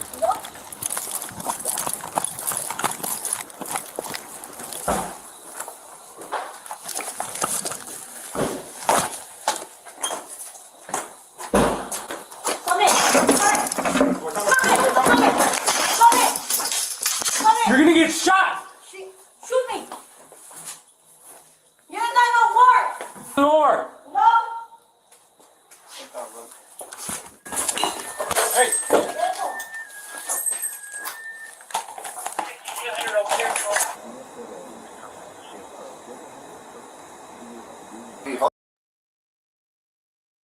Yes, even though it's blurred in this one, that's the same lady you saw from the other one. So the other video we're watching is earlier on when they have an interaction with her. Then it heads back to this property, and that's when it all unfolds. So even though she's blurred in this version, you saw her in the other one. It's Melissa. So Hold on. You ain't got no warrant! Let's go. Move. Go. Hey, what's up? Hey, watch out!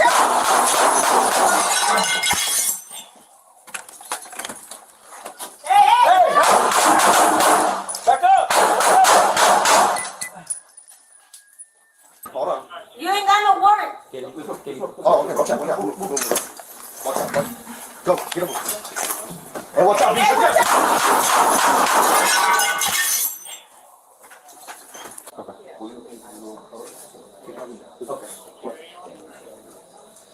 Hey, so if we have all this evidence, Hold on. B. Hold on. You ain't got no warrant! Let's go. Go. Get him. Hey, watch out. Hey, watch out!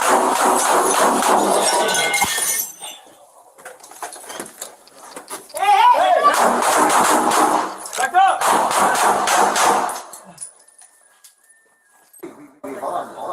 You ain't got no.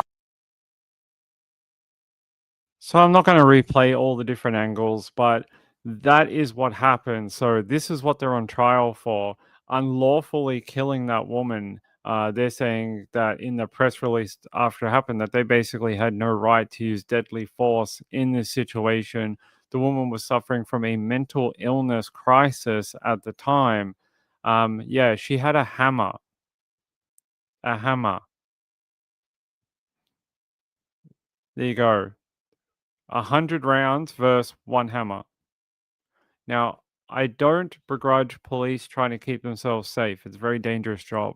They have people shoot at them, knife them, throw things at them, all sorts of stuff. But it didn't seem like she was that much of a threat that you needed to shoot her. Why did you need to unload a firearm that many times on her? over a hammer. I'm confused. So there seems like there could have been a better way to handle this. It was a mental health call.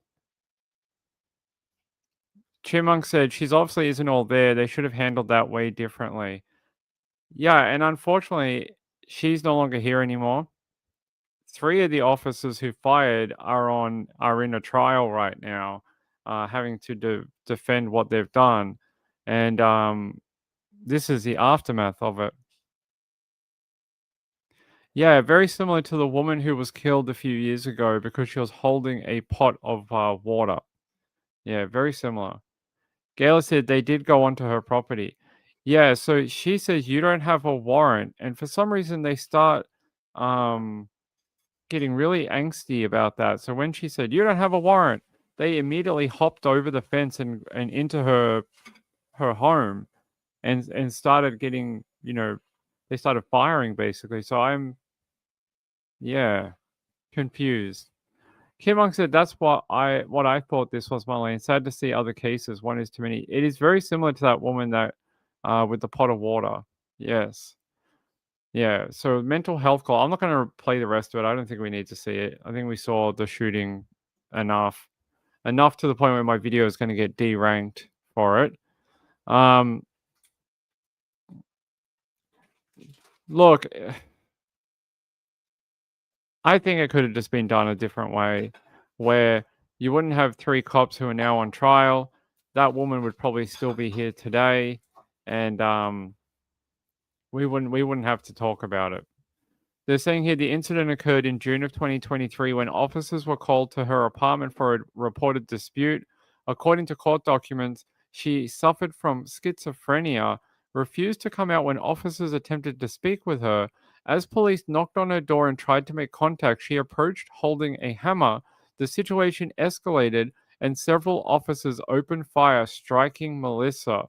They're saying here on Thursday, one of the officers, the 3rd officer on the scene, and not one of the officers who was facing charges, testified about the moments leading up to Melissa Perez's shooting.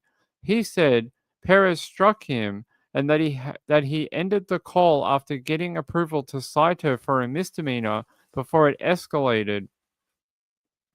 They're saying here the defense attorney, Nico LaHood, argued officers had a right to defend themselves, calling Melissa's hammer a deadly weapon. Officer Jesus Rojas agreed, but admitted everyone showed some kind of bad tactics. Well, at least they admitted that there was some sort of bad tactics. They're saying here,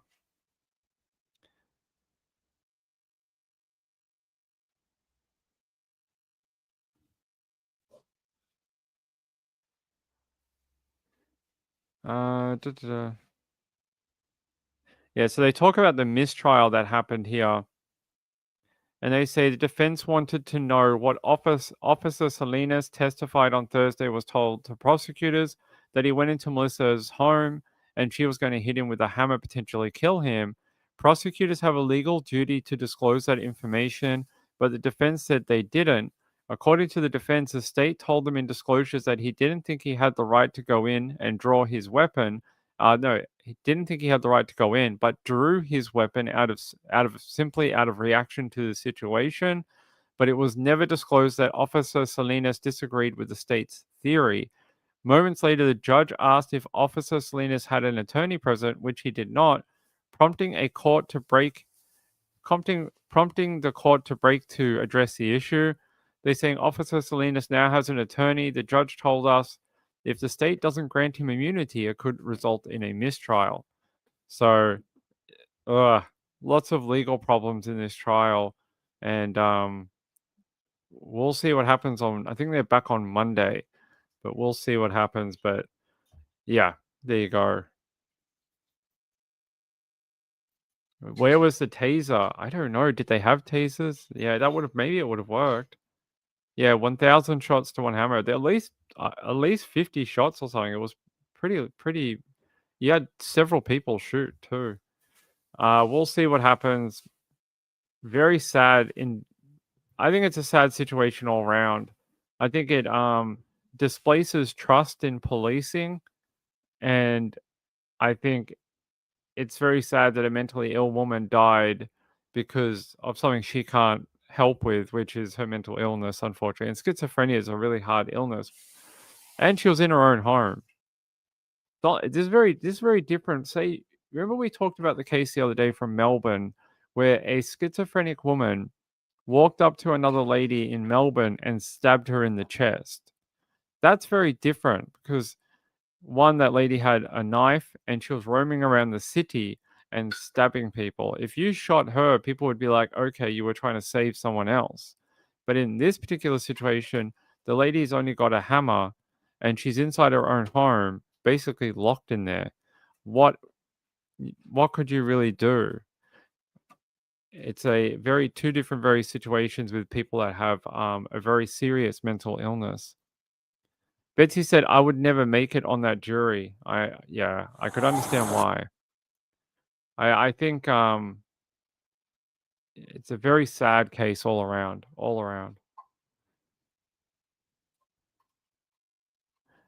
Chipmunk said, what more could have been talked about before she went off? Right. I agree. Kim said, why did they follow her? They talked to her. They could see that she wasn't right. Yeah. Yeah, it's not a great situation. Jay said, Hammer, 1 human verse 3. How did these officers let it escalate to that point? She seemed okay at first. When they were out there talking to her on the lawn, she was talking a bit Fruity Loops, but she wasn't violent or anything. She was just sort of acting a bit odd, and it all seemed to just get a bit worse when they got back to the property. Yeah, I'm not sure. But we'll find out more on Monday with that one.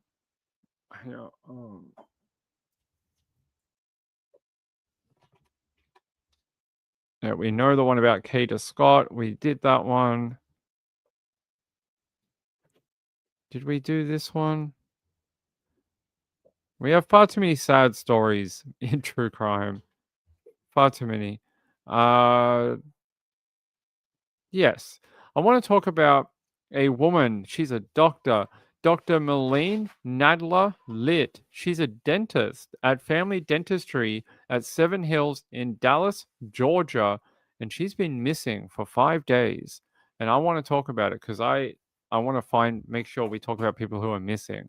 So I want to take it out to Georgia. And let's get away from that one. And let's talk about this one. In Cobb County, police are searching for a dentist who's not been seen in more than 5 days. Investigators tell us Dr. Melanie Nadler Litt didn't show up for work on Tuesday when officers conducted a welfare check, but only found her phone at home. At some point, friends said her car was found abandoned in a parking lot along Barrett Parkway in Cobb County. Now, police are asking anyone with information about her whereabouts to contact Cobb County Police or 911.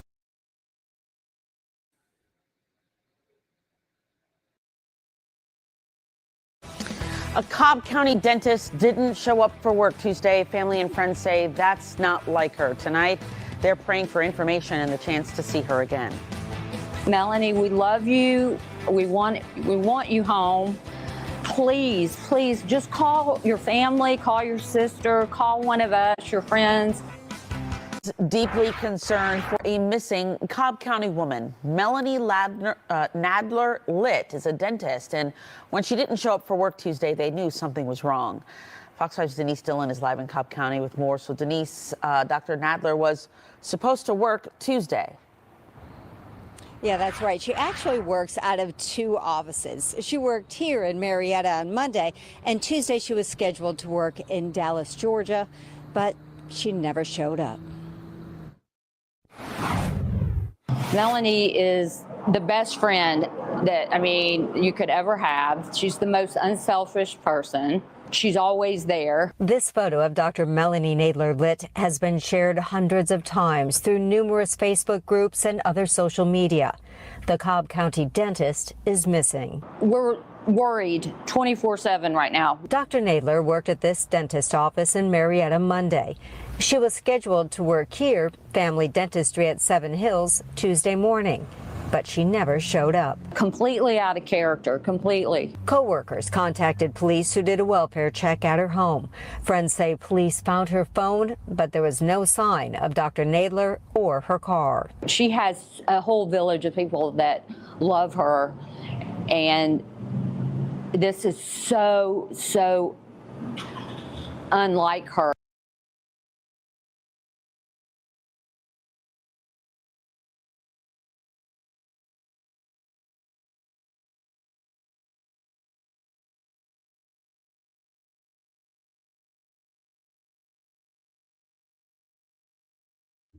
It worries me when you have dentists go missing. They have the highest rate of S word. I never knew that until recently, but apparently it's one of the highest industries for people who S word, which is a horrible statistic.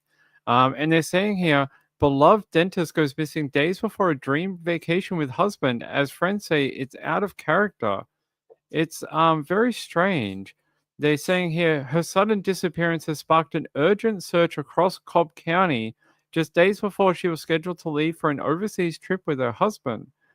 And they're saying here her car was later discovered abandoned behind a business off Barrett Parkway. Yeah. So she was about to go to Japan on a trip with her husband. And then there's a photo of her with a little what is it? A sloth. She's hugging a little sloth. There he is. And there's a photo of her.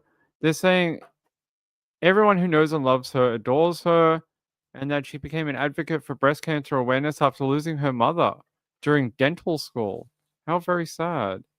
There's a photo of her and her with her family. Where could she have gone? That is the big question. They're saying she has lived in Marietta since 2004 with her husband, son, and 2 pet birds.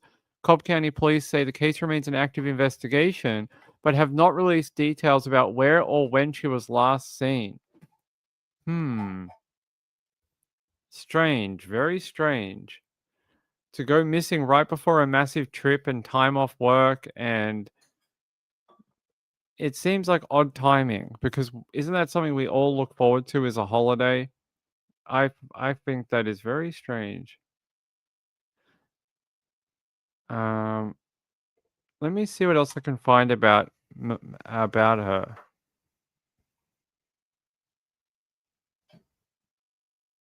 Doesn't seem like there's a lot. Just that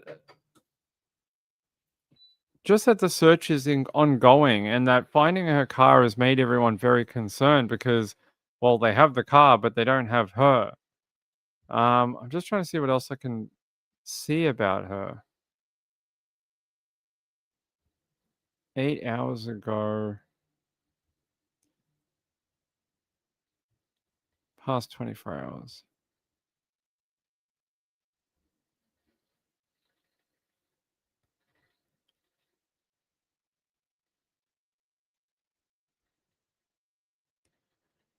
They're saying here she was scheduled to work that day, but she had worked the previous day, but at a different office. Car was discovered behind the business at Barrett Parkway. They're saying she had dinner that evening with another friend, according to Smith, and was scheduled to leave Wednesday morning with her husband for a trip to Japan. There's some photos of her. They're saying her husband, Leslie, he was out of state visiting their son Stephen in college when his wife disappeared. He refused to appear on camera. Interesting. And they're saying we all want her home safe and want her home safe. We love her dearly. Well, he was out of state, so I don't know if all the people who normally jump to the husband can really say anything. Well, they're saying that he's not commenting.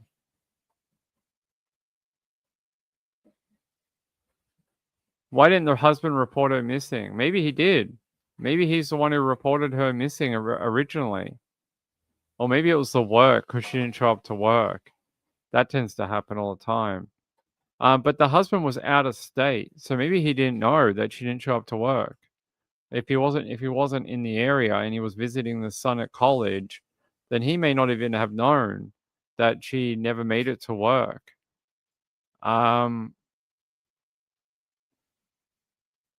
Very, very strange case. Let me see if I can find anything else about her. 4 hours ago.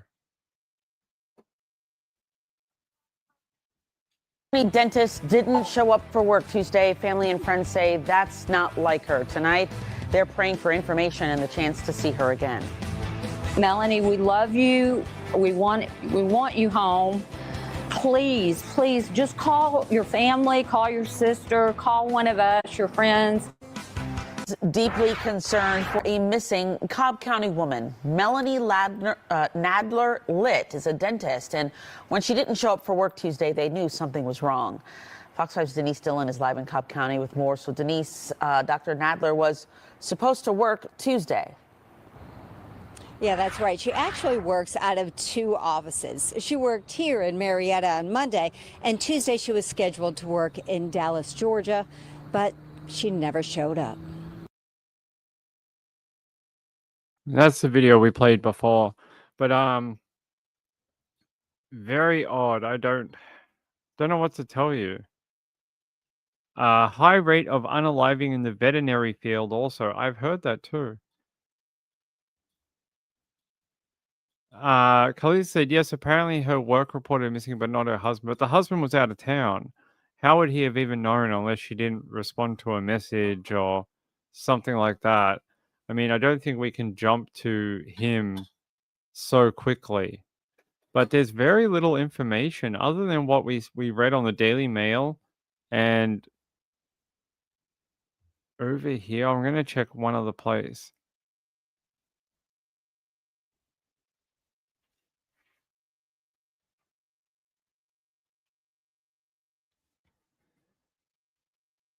Yeah, there's people saying, many people are posting saying she was last seen leaving work Monday evening, but did not have her phone as per her husband. This post says last seen at home. Can we find out which is which? Well, someone said she met up with someone in the evening too, like with a friend. So some people said that she met up with a friend that night for like dinner or just to catch up. So I'm confused as well. When is the last time anyone has seen her? I'm just trying to go through some of these posts to see if anyone has any better information for her.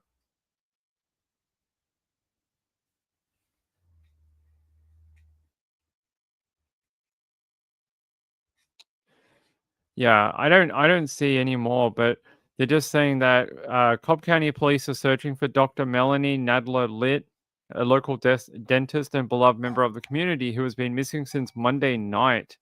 Wow, that's a long time to be missing. She's been missing almost a week now. Couple of days off a week. Yeah. So her husband said she didn't have her phone on her. What adult doesn't walk around with their phone now? I find that very strange. Yeah, they said she went to dinner the night before. So she definitely saw a friend at least on the day before. Chipmunk says, I hope the upcoming trip wasn't to prove he had plans with her. But if he was out of state visiting the son, how can he be involved? Unless he hired someone like a murder for hire. Because if he's not even in the state, they're saying he wasn't even in the local area, that he was at a college somewhere outside of Georgia. How does that work? How does he be involved then? Yeah, he was out of town. So I don't know. There's a lot of not misinformation, just incomplete information about her. There doesn't seem to be any just good information. There's very little. Let me see if I can find anything else about her online. What did this say?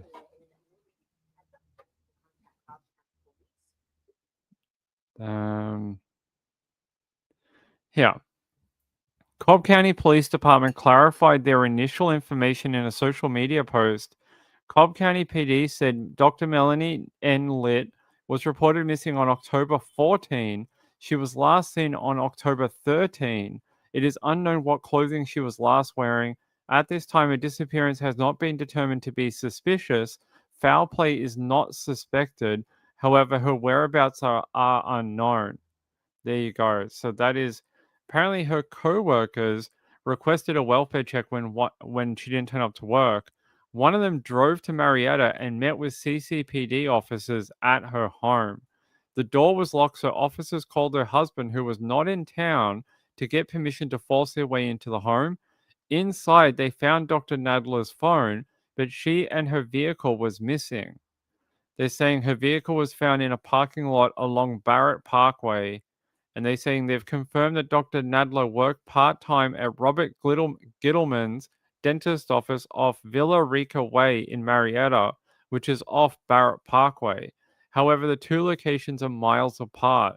Co-workers said it's their understanding the husband had Dr. Nadler's vehicle towed back to their home, but police have not confirmed that. They're saying...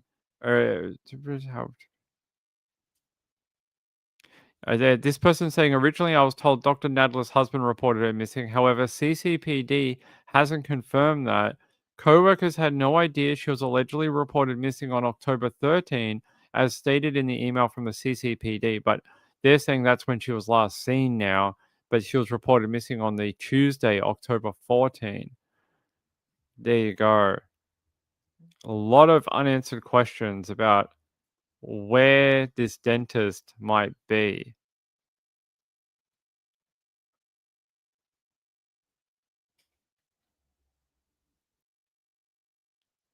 A lot of people online saying it's the husband.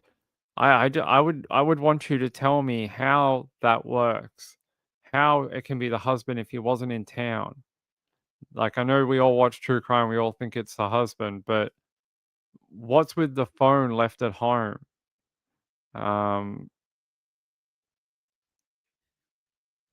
Yeah. So that's that's all the information we have. There is no other information right now. That is it. That's all I can tell you. But yeah. There you go. Some things are not connecting. There definitely seems to be gaps in information. Kaliza said, so she was last seen Monday. When did her husband leave? That's a good question. I don't have the answer to it. Marlene said, remember the case of the husband who was out of town but had friends kill his wife in Florida? That is true. How long was the drive? Don't know. This is information we don't have. Rachel said her phone being at home is interesting, but the car was dumped. What if she got home after meeting the friend and someone had broken into the home and like abducted her from the home to get money, to make her pull money, try and make her pull money out of a bank account or something, and it didn't go to plan? They could be something like that. Maybe someone was in her home when she got back for the evening. That's why the phone got left there, so they couldn't be tracked. I mean, it's just a guess. I don't know. Miss Wu said, because 90% of the time it is the domestic partner, him being out of town does put a kink in that theory. Yes, that is true. That's everything I've read to you is basically all the information we have. I'm just going to check if this Cody Alcorn from the local news has got more information. No, that is the latest update from him. All right.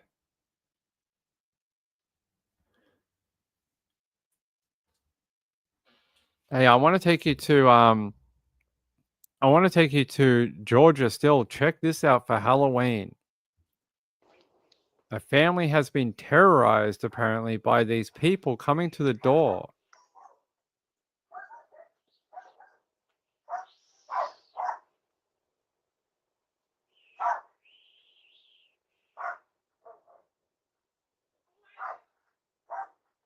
worst nightmare.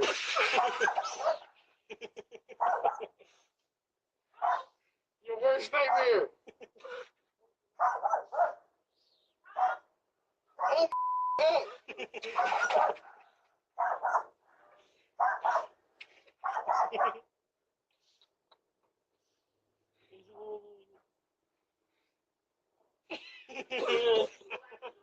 It's your worst nightmare.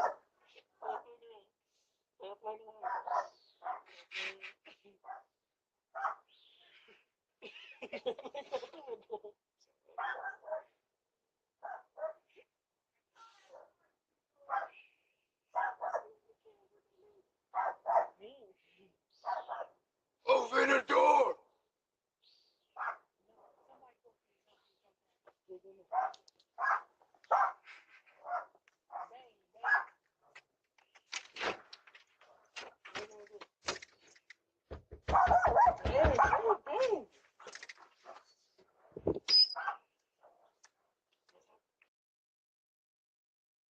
So these people have been terrorizing this family. They say police are searching for a terrifying trio who wore Halloween masks while trying to break into a Virginia home. Disturbing doorbell footage captured the group taunting the family inside around 10 p.m. Eastern Time, Tuesday this week in Alexandria, just a few miles south of Washington, D.C. One figure wore a Michael Myers mask from the slasher film franchise Halloween, while the others were dressed as a distorted clown and a nun. The group stood in front of the home and made threatening gestures, such as running their hands across their throat while shouting, "It's your worst nightmare. Open the door. It's either you coming out or we're coming in." The homeowner's daughter, Shayla, told WUSA she was staying with her mother because her father had recently passed away. She said, "At first I thought it was just a Halloween joke, a little prank, so I said, 'Happy Halloween.' However, she quickly realized it was not a group of jokesters as they doubled down on their threats." What the hell? They said they kept knocking and the knocks would get harder and harder. And she said, "It's not even a joke gone wrong. They tried to enter into the home. My heart dropped when they said they were going to take a chair and break down the door. Despite calling 911 and announcing that the cops were on their way, the group tried to enter through the back of the house. The whole thing they broke down, as you can tell. They hopped up on here and went through here while indicating their movements."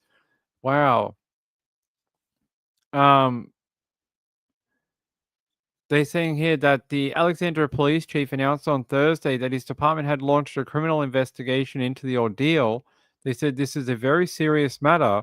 They began to make threatening and alarming comments to the family, specifically saying, "If you do not come out, we'll come in." What the hell? I don't understand why people would do this to the family. It's crazy. Yeah. Now to a WUSA 9 exclusive. We broke this story last night on the news at 11. A masked trio tried to break into the home of an Alexandria woman on Tuesday night. It was all captured on a doorbell camera. And within the last 2 hours, police shared an update with us. Katie Lesso joining us right now with that exclusive reporting. Katie, that video was no doubt quite disturbing. Yeah, and let's be clear, Larry, this wasn't just some prank, and the Alexandria police chief tonight echoed that sentiment. He also said that what happened in this video, it's not just impacting one family. It has left a lot of people across the entire city of Alexandria very concerned. Take a listen to why. Open the door! Open the door! All right, so really disturbing stuff. What you see on your screen, that went on for almost 10 minutes Tuesday night. We first showed you this video last night on the news at 11 p.m. It's a home near Duke and South Jordan Streets in Alexandria. The people who live there were home and told me last night they were terrified as the masked trio yelled, banged on the door, threatened to kill them, and then went around back and tried to break in through the back door. It's not even a joke gone wrong. They tried to enter into the home. Like, my heart dropped when they said that they were going to take a chair and break down the door. Now, in this video, you can see Shayla showing me some of the damage to the back of their home last night. Tonight, the Alexandria police chief shared a warning to anyone who thinks this is funny or just a prank. People that are in their residence according to our laws and laws across our nation can defend themselves. And so it's a warning to people. Do not go up to people's doors, make threats, and play with their lives, because it ultimately can end up in a dangerous event.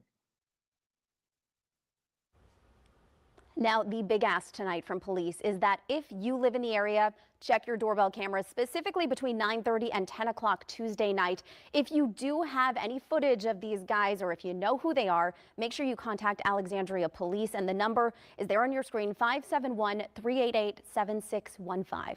I'm Katie Lasso, back to you. It's definitely some sort of like young punks. It's like some young kids just being dorks. That's what it is, 100%. You can just tell by their body language that these three have been watching too many horror movies for Halloween. Now, I want to play a bit more of the footage here. The worst nightmare! From the back or the front, it don't matter how it takes. Open the door! Open the door! There you go. Open the door, apparently. I am wanting said they could easily get shot if they knock on the wrong door. A guy got shot for being a delivery driver and going down the wrong driveway. So why these punks didn't end up at the wrong home? You know, they could have been shot. Rachel said they would hear my warning as if I'm calling 911, as I'm calling 911. It is very stupid. You get shot very easily for doing that. Yeah, it's more than just trying to be scary. Yeah, it's definitely a threat. Yeah, they definitely sound like young kids trying to be scary and watching far too many Halloween movies. That's what it definitely sounds like to me. Brutal. Very, very scary for the family, I'm sure. But hopefully they can track him down. I don't think this is the last thing we're going to see like this leading into Halloween. I don't think so. Like there was this one as well. 2 men claiming to be police shot and killed by homeowner. And this was in Houston. They're saying the Houston homeowner killed the suspects who reportedly tried to serve a fake warrant. And this was from back in August. See what happens when you mess around at people's homes, especially in America where people have guns? This happens. So here, let me take you back out to this and I'll show you the difference of what can happen. 2 men are dead after a homeowner says they tried to break into his house late last night. Police say the suspects showed up masked, armed, and posing as officers. This happened on Bell Knoll Drive. That's near Galveston and Allendale Road in Southeast Houston. Michelle Choi shows us what happened and how the homeowner fought back. Bullet holes riddling the front door, windows shattered, a violent reminder of what happened here overnight. Counted them, a total of 22. A neighbor describing the barrage of gunfire she heard around 11 Saturday night on Bell Knoll Drive in Southeast Houston.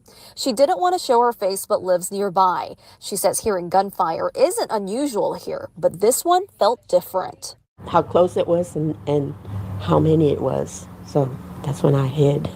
I said, don't let it come here. Investigators spent nearly 12 hours combing through evidence before clearing the home. According to detectives, 2 men wearing ski masks, bulletproof vests, and badges around their necks claimed they were police serving a warrant that opened fire through the front door. They did identify themselves as police, yelling police, knocking on the door saying they had an arrest warrant. Very stupid. And these are the things that can happen if you play games like that. Those 3 in the Halloween mask are very lucky that those people behind that door did not have a gun, because this could have very easily happened and you would have had 3 dead people out the front of that home. So before you think it's fun to go over the top in your Halloween pranks, you know, you could end up dead out the front of someone's home like these 2 people. Yeah, so those 3 in the stupid Halloween costumes, very, very lucky that they weren't just vaporized out the front of that home. Yeah. And to do this to a poor family whose father died recently, I think that's really awful. They just picked a really stupid home to go over the top in their dumb Halloween prank. I'm just trying to see if we can find anything else, whether they've had an update on the one in Washington, D.C., in Alexandria.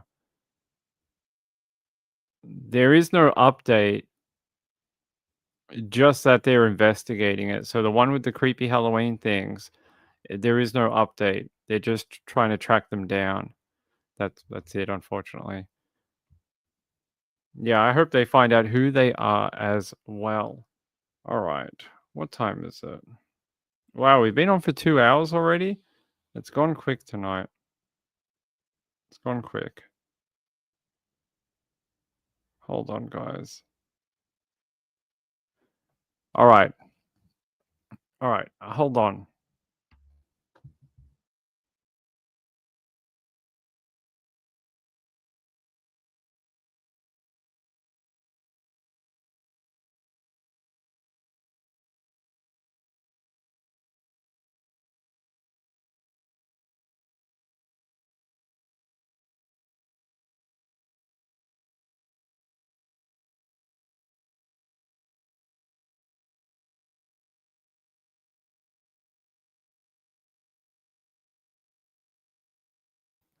Hey, how are you? So, Ping has something to try American food right here.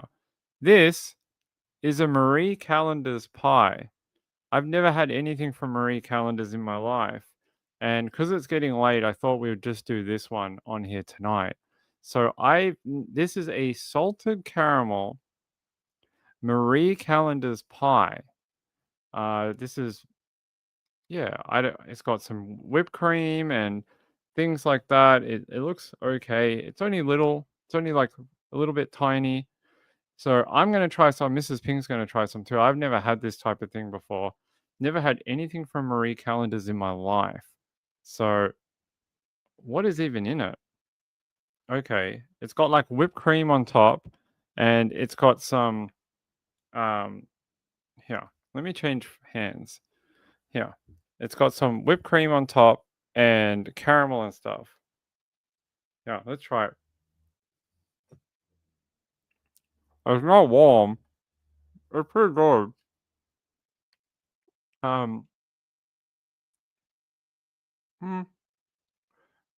mean, it tastes like salted caramel cream. That's what it tastes like. That's what it tastes like. It's like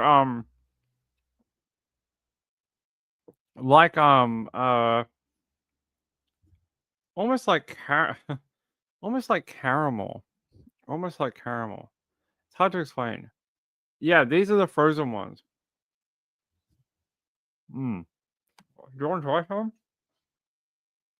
It's alright. It wasn't yeah, it was frozen. Like a moon pie? Yeah, I like a moon pie type thing.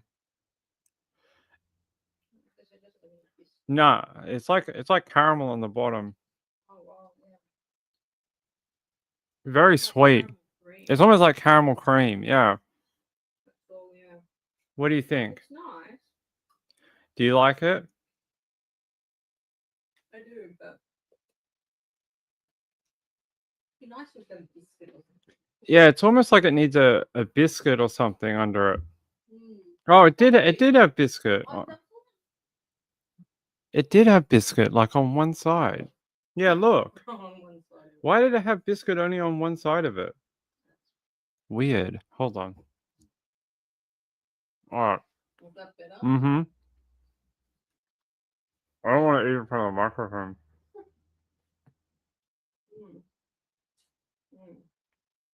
Alright, that was pretty good.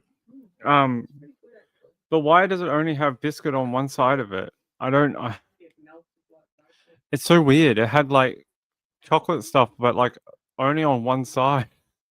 It's like, no, it looked like chocolate cake, right? Yeah. It looked like chocolate cake. What do you think, Mrs. Ping? It's nice. Would you buy it again? I think so, yeah. I mean, it'd be nice if it was a bigger pie. I think the price is like in Australia. So this one here, I think we got them. They were like $8 for like 2, but they were reduced. They're normally like $14 for 2 of these. I think we paid about $8 for them. They're pretty good, but they're so tiny. Like that's all you get, like that tiny little thing. This little thing here. That's all you get. And you get 2 in the box. Like, that's it. Oh, it's salt. I'll show it to you. It's a salted caramel.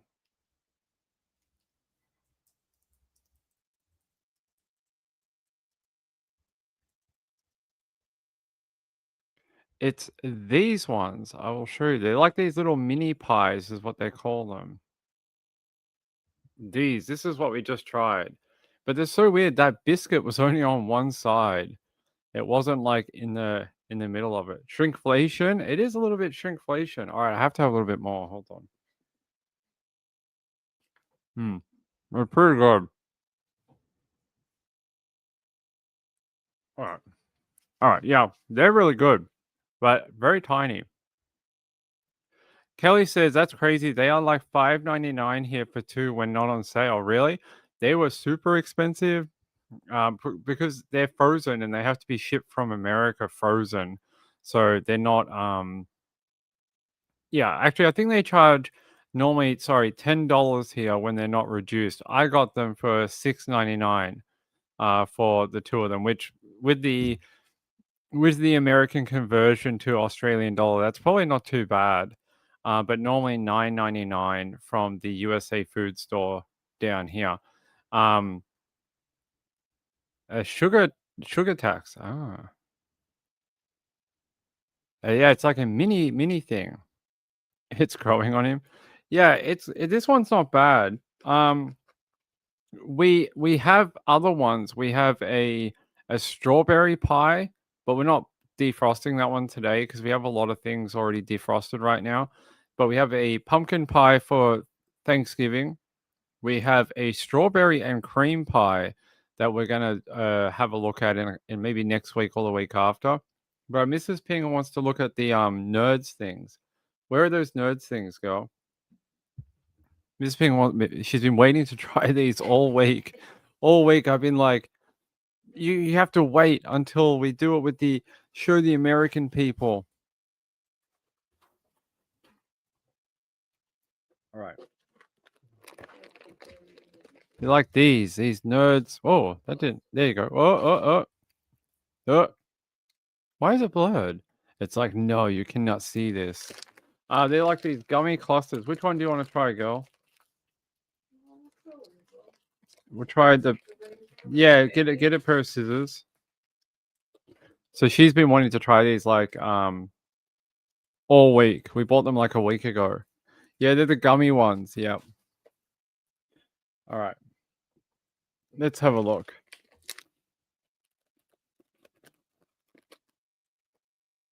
Let's have a go.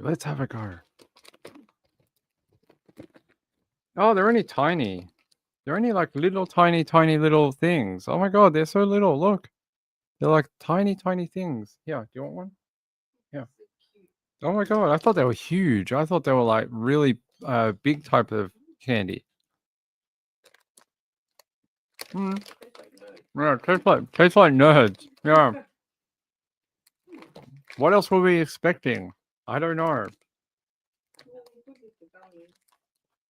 Yeah, what's that? That was a berry one? What's this one? Rainbow. Yeah, we got this one here, the rainbow one.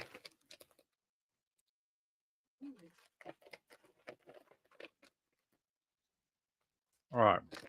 Oh, these ones are really rainbow, yeah. Oh, you have one, and I'll have one. Yeah, they're like tiny. They're like little tiny things. We almost got some gushers, but we couldn't find them when we went to go to the store. It's like having a handful of nerds.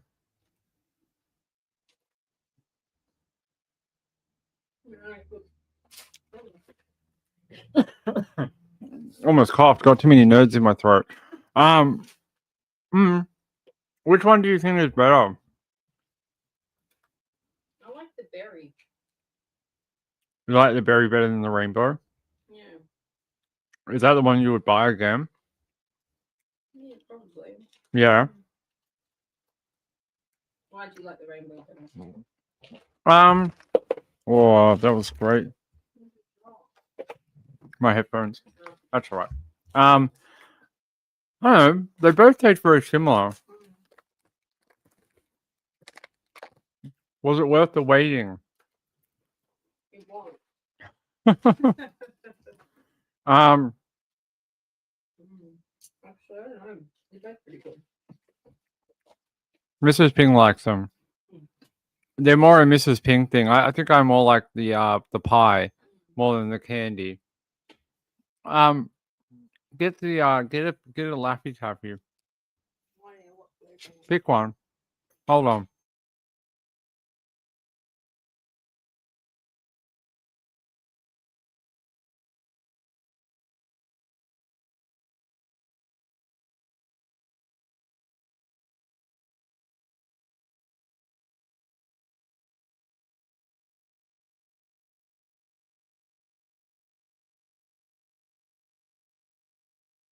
All right, sorry, I needed a drink. I had like too many of those. And we have this thing. Yeah, it's called a Laffy Taffy. It's a banana flavor. This is another Mrs. Ping thing that she wanted to try. How do you open it? Okay.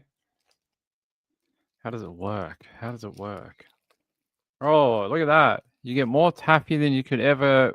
Oh, it's a very unaroused taffy. He might need some Cialis. Oh, it's a very unhappy taffy. He's not having a good Saturday night. he might need some Cialis. Oh, there you go. Yeah, you try some.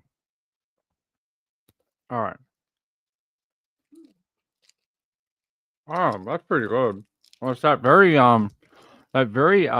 fake banana flavor, like that hyper, like that very hyper fake, yellow banana flavor. Yeah, pretty good, but deflated banana. It was a very deflated banana. Laughing at Mrs. Taffy will be disappointed. Is the saltwater taffy similar to this, or is it? Mrs. Ping wants to know whether saltwater taffy is better than a Laffy Taffy, because she keeps wanting to try saltwater taffy, but we can't get it. The store where you can get it from is constantly sold out of the saltwater taffy, but she constantly wants to try it. She'll be back in a second. She's putting the candy in a bag. Just put it in a bag and come back this way. So what do you think of the Laffy Taffy? It's good. I like that fake banana taste. It tastes like those. What are those things you used to buy? The little bananas. Oh, The runts, right? Yeah, she used to get these runts things that had like the little mini fruit in it, and the banana does taste like that banana. It sort of tastes like the Laffy Taffy tastes very similar to like a runts banana flavor, very similar. Rachel said saltwater taffy is much better than Laffy Taffy. Chipmunk said I like both. Can always find it here, especially by ocean stores. I don't know what an ocean store is. Marlene said 200% better. Yes, get it at the beach. At the beach? Melissa said you will love saltwater taffy. Yeah. Saltwater taffy is an acquired taste. You either love it or you kind of hate. You either love it or you hate it, kind of like fudge. I had fudge when I was in America in New Orleans. In New Orleans, down near the water in New Orleans, near where you take like the giant steamboat paddle boat things, there's a giant shopping center right behind the dock. And in there's like tourist things where you can buy stuff. And they had homemade, like, they make the fudge in the store. and I bought a block of it, and I ate the entire block of fudge in like an hour. And my parents were like pissed because they're like, that was like half a kilo of of fudge, and I ate it all in like half an hour or something, and I was hyperactive for the rest of the day. So I've had American the fudge that they make. It's pretty good, very sweet. Michaela said the only fudge I have liked was when my mum would make it at Christmas. Yeah, I ate it all like and, like they were very angry. I think it was pretty expensive. I think it was like pretty pricey, like maybe like back in the 90s, like $8 or something like that at a tourist place. So it was pretty pricey, but it was a tourist type, place.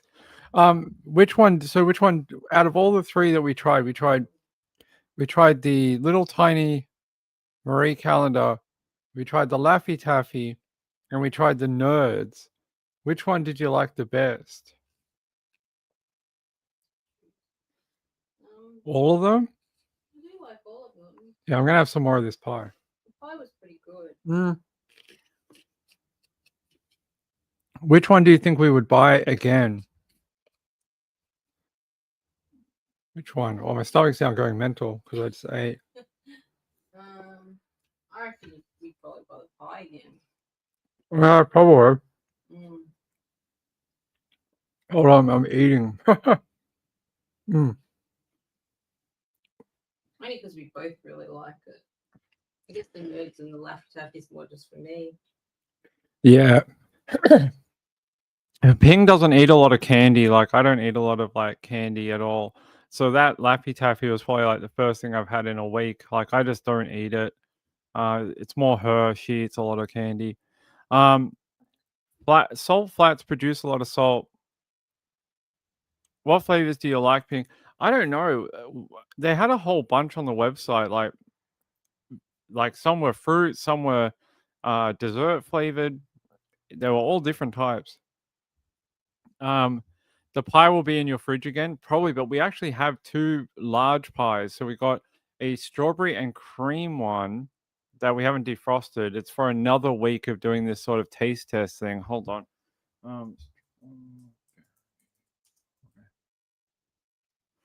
No, that's not the one. See, look, hey, Mrs. Ping. Look, see, it's not on the website. See how we've got that strawberry pie? Strawberry.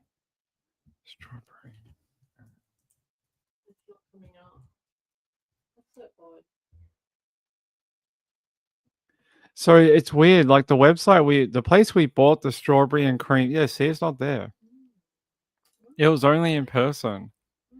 So we bought a strawberry and cream pie from the place where we got the USA foods from, and it wasn't on their website. It was only if you went in. So we had a theory that they have things that you must go into the store to buy, and they don't put it on their website. And I think that just proved it. Well, why wouldn't they allow people to? I'm trying to find it. It's that one. There we go. It's that one. So it's this one. This is the strawberry and cream pie we bought. This one. If anyone's had it before, let me know if it's any good. But we bought this one. They had them for a good price at the USA food store. They had this one, a lemon one, and a cookies and cream one. And we got the strawberry one. But yeah, it was only like $15. They're normally $25 at the USA food store. So this was a pretty good deal for $15. And it's 700 grams. It's not bad for the price. And we got this for another week. It's in the freezer right now. And then we have a Mrs. Smith's pumpkin pie too that we're going to try closer to Thanksgiving. So we have a lot of pies. Miss Woozy said, what is that in American dollars? Probably, if we paid 15, probably $10, something like that. $10, $12 American, something like that.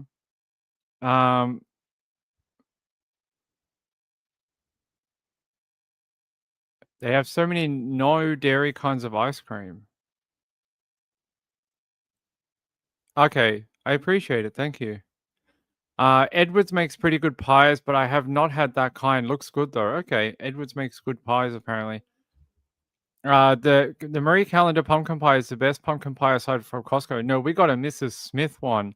The Marie Callender one was sold out, so we weren't able to get it. So we have a Mrs. Smith one.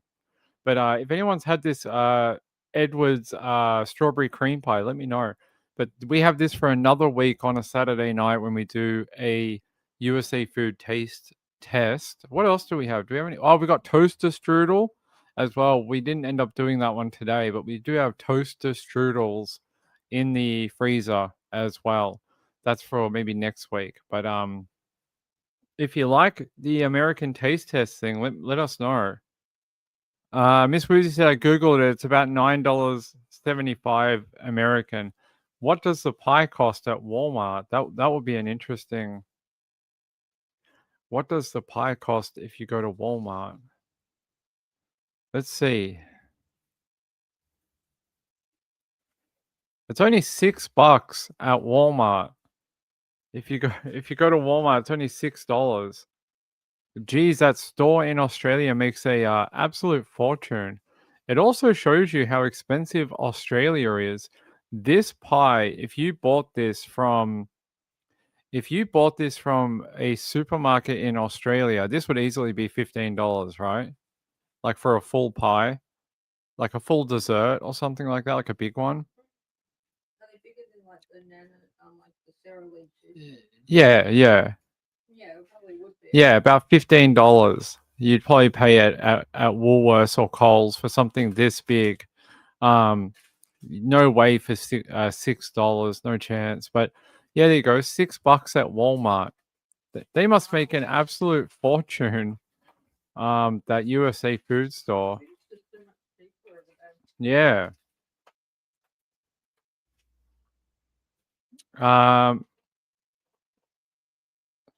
Do you need to have a certain job to get a Walmart membership? I don't know. No idea. No idea. I don't know.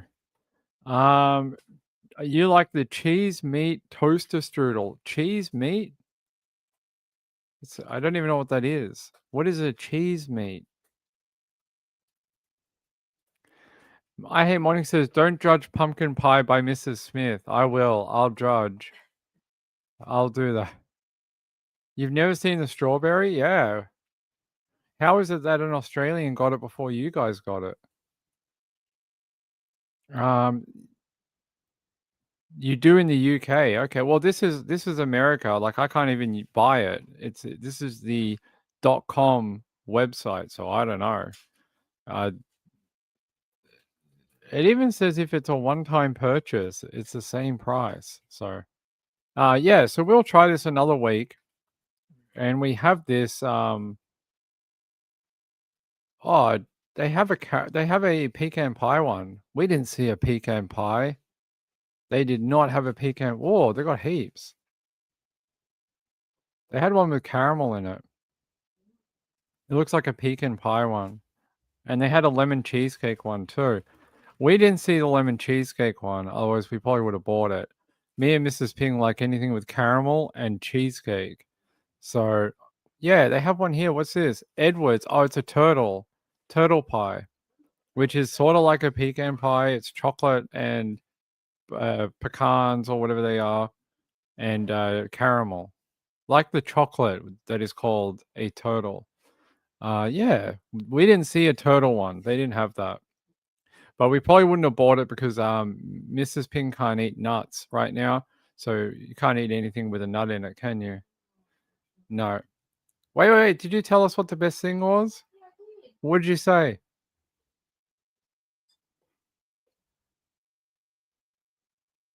The nerds are pretty good. I like the nerds, but I like the cake too, the pudding. You like the salted caramel pudding? Yeah, that was really nice. Do you have any comments about true crime? You have to give me time to prepare. Have to bring that on me. You can't spring it on you? What case in particular? All of them. All the cases, all at once. Which one do you want to talk about? I'd like to know more about that David case. There's nothing said. I think everyone wants to know more about the David case. I don't think anyone has any new information right now. Although one guy, It's like, is the guy in custody? Are they still questioning no, him? he's not in custody. No, he's not. No, Oh, that's interesting. he's out roaming the California hills, possibly killing other women. Possibly killing other women. Yeah. I was telling them that we were at our family gathering yesterday that we have people that live in the area that are from Aaron Patterson, and that Lucinda Miller, one of the people, I won't say who it is, but someone in our family friends knows her family. Yeah, yeah. So one of our family friends actually knows Lucinda and knew her family and her various other things, but due to just due to like not wanting to blow their cover and their privacy in a small country town, I'm not going to say how they know them or why they know them. But yeah, it was interesting. We had a good conversation with it yesterday. Stephen Fisher has been on loads. I saw that he has a video up, or he found a video of the car that the girl's body was found in leaving David's property. And he reckons he knows who's inside the car and that he's passed it on to the LAPD. So we'll see. We'll see whether that is actually David or it's the bodyguard, or, I mean, we'll see when the LAPD or Stephen actually tells people what it is. But the investigation into David is moving extremely slowly, very slowly. So, all right. We've been on like 2.5 hours. We should wind up. Just Call Me Kim said we had rain today and a huge temp drop overnight. It's going to kill my fibromyalgia. Is that what you're talking about? Miss Woozy said, I forgot that I need to bring 2 of everything because her parents are divorced. Yes, bring 2 of everything. Like Noah and the ark. Bring me 2 of all the animals. Just like you, bring you 2 of everything. Gail said he was hired by the house owner. David has been driving a red Tesla. Well, that's good. You wouldn't want to drive a black Tesla that smells of decomp. Yes. All right. Let's get out of here. If you like the USA food thing, let us know and leave us suggestions of what to try and find and buy. Let us know and we'll try and track it down if you want us to try it. I'm going to have the last bit of this pie. Hold on. It's pretty good.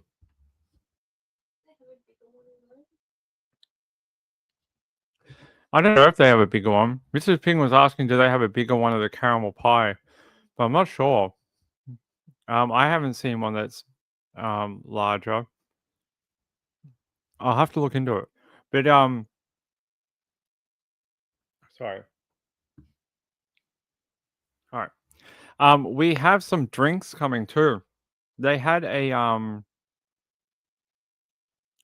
drink, a 7-Up, no sugar, tropical flavor. And Ping loves anything that's 1-0 sugar, 1-0 sugar, 2 tropical, and I quite like 7-Up. You know, in Australia, they don't sell 7-Up 0 sugar. So I was able to buy a small box of this tropical 7-Up, and I will try that another time. Gail, the last bit should go to Mrs. Ping. No, there's another one in the freezer. She'll probably eat that while I'm not looking. So one day when I'm not looking, she'll probably eat the one in the freezer. Actually, we have another box in the freezer. We bought 2 of them. So there's 2. I shouldn't have told her that. She didn't know that there was 2. No, there's only 1. There's only 1. There's not 2. Gail said, "Do you get Christmas mince pies?" Yeah, we get Christmas mince pies, but I don't like fruit mince. I don't eat fruit mints ever. Forson's mom said, do you have a PO box to send the taffy to? We do. Mrs. Ping, what's the address?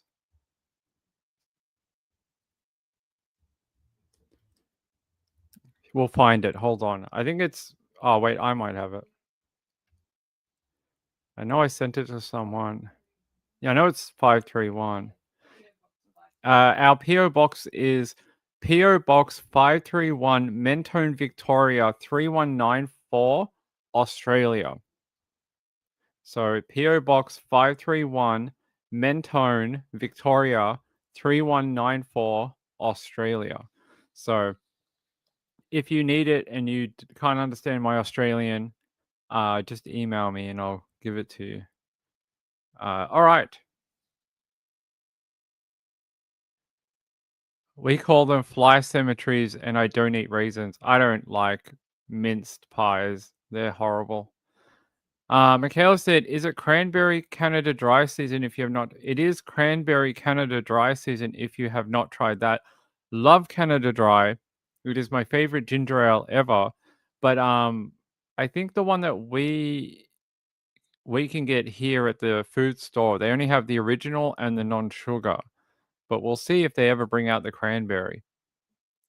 Yes, many blessings. All right. I'm going to get out of here. Oh, by the way, Jay, thank you very much. Yes, thank you, Jay. I appreciate it. Who messaged me? Okay.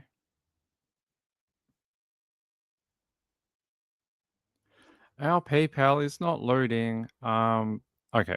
Sorry, our PayPal's not loading. So if you sent in a PayPal, I appreciate it. Unfortunately, it's not coming up on the phone.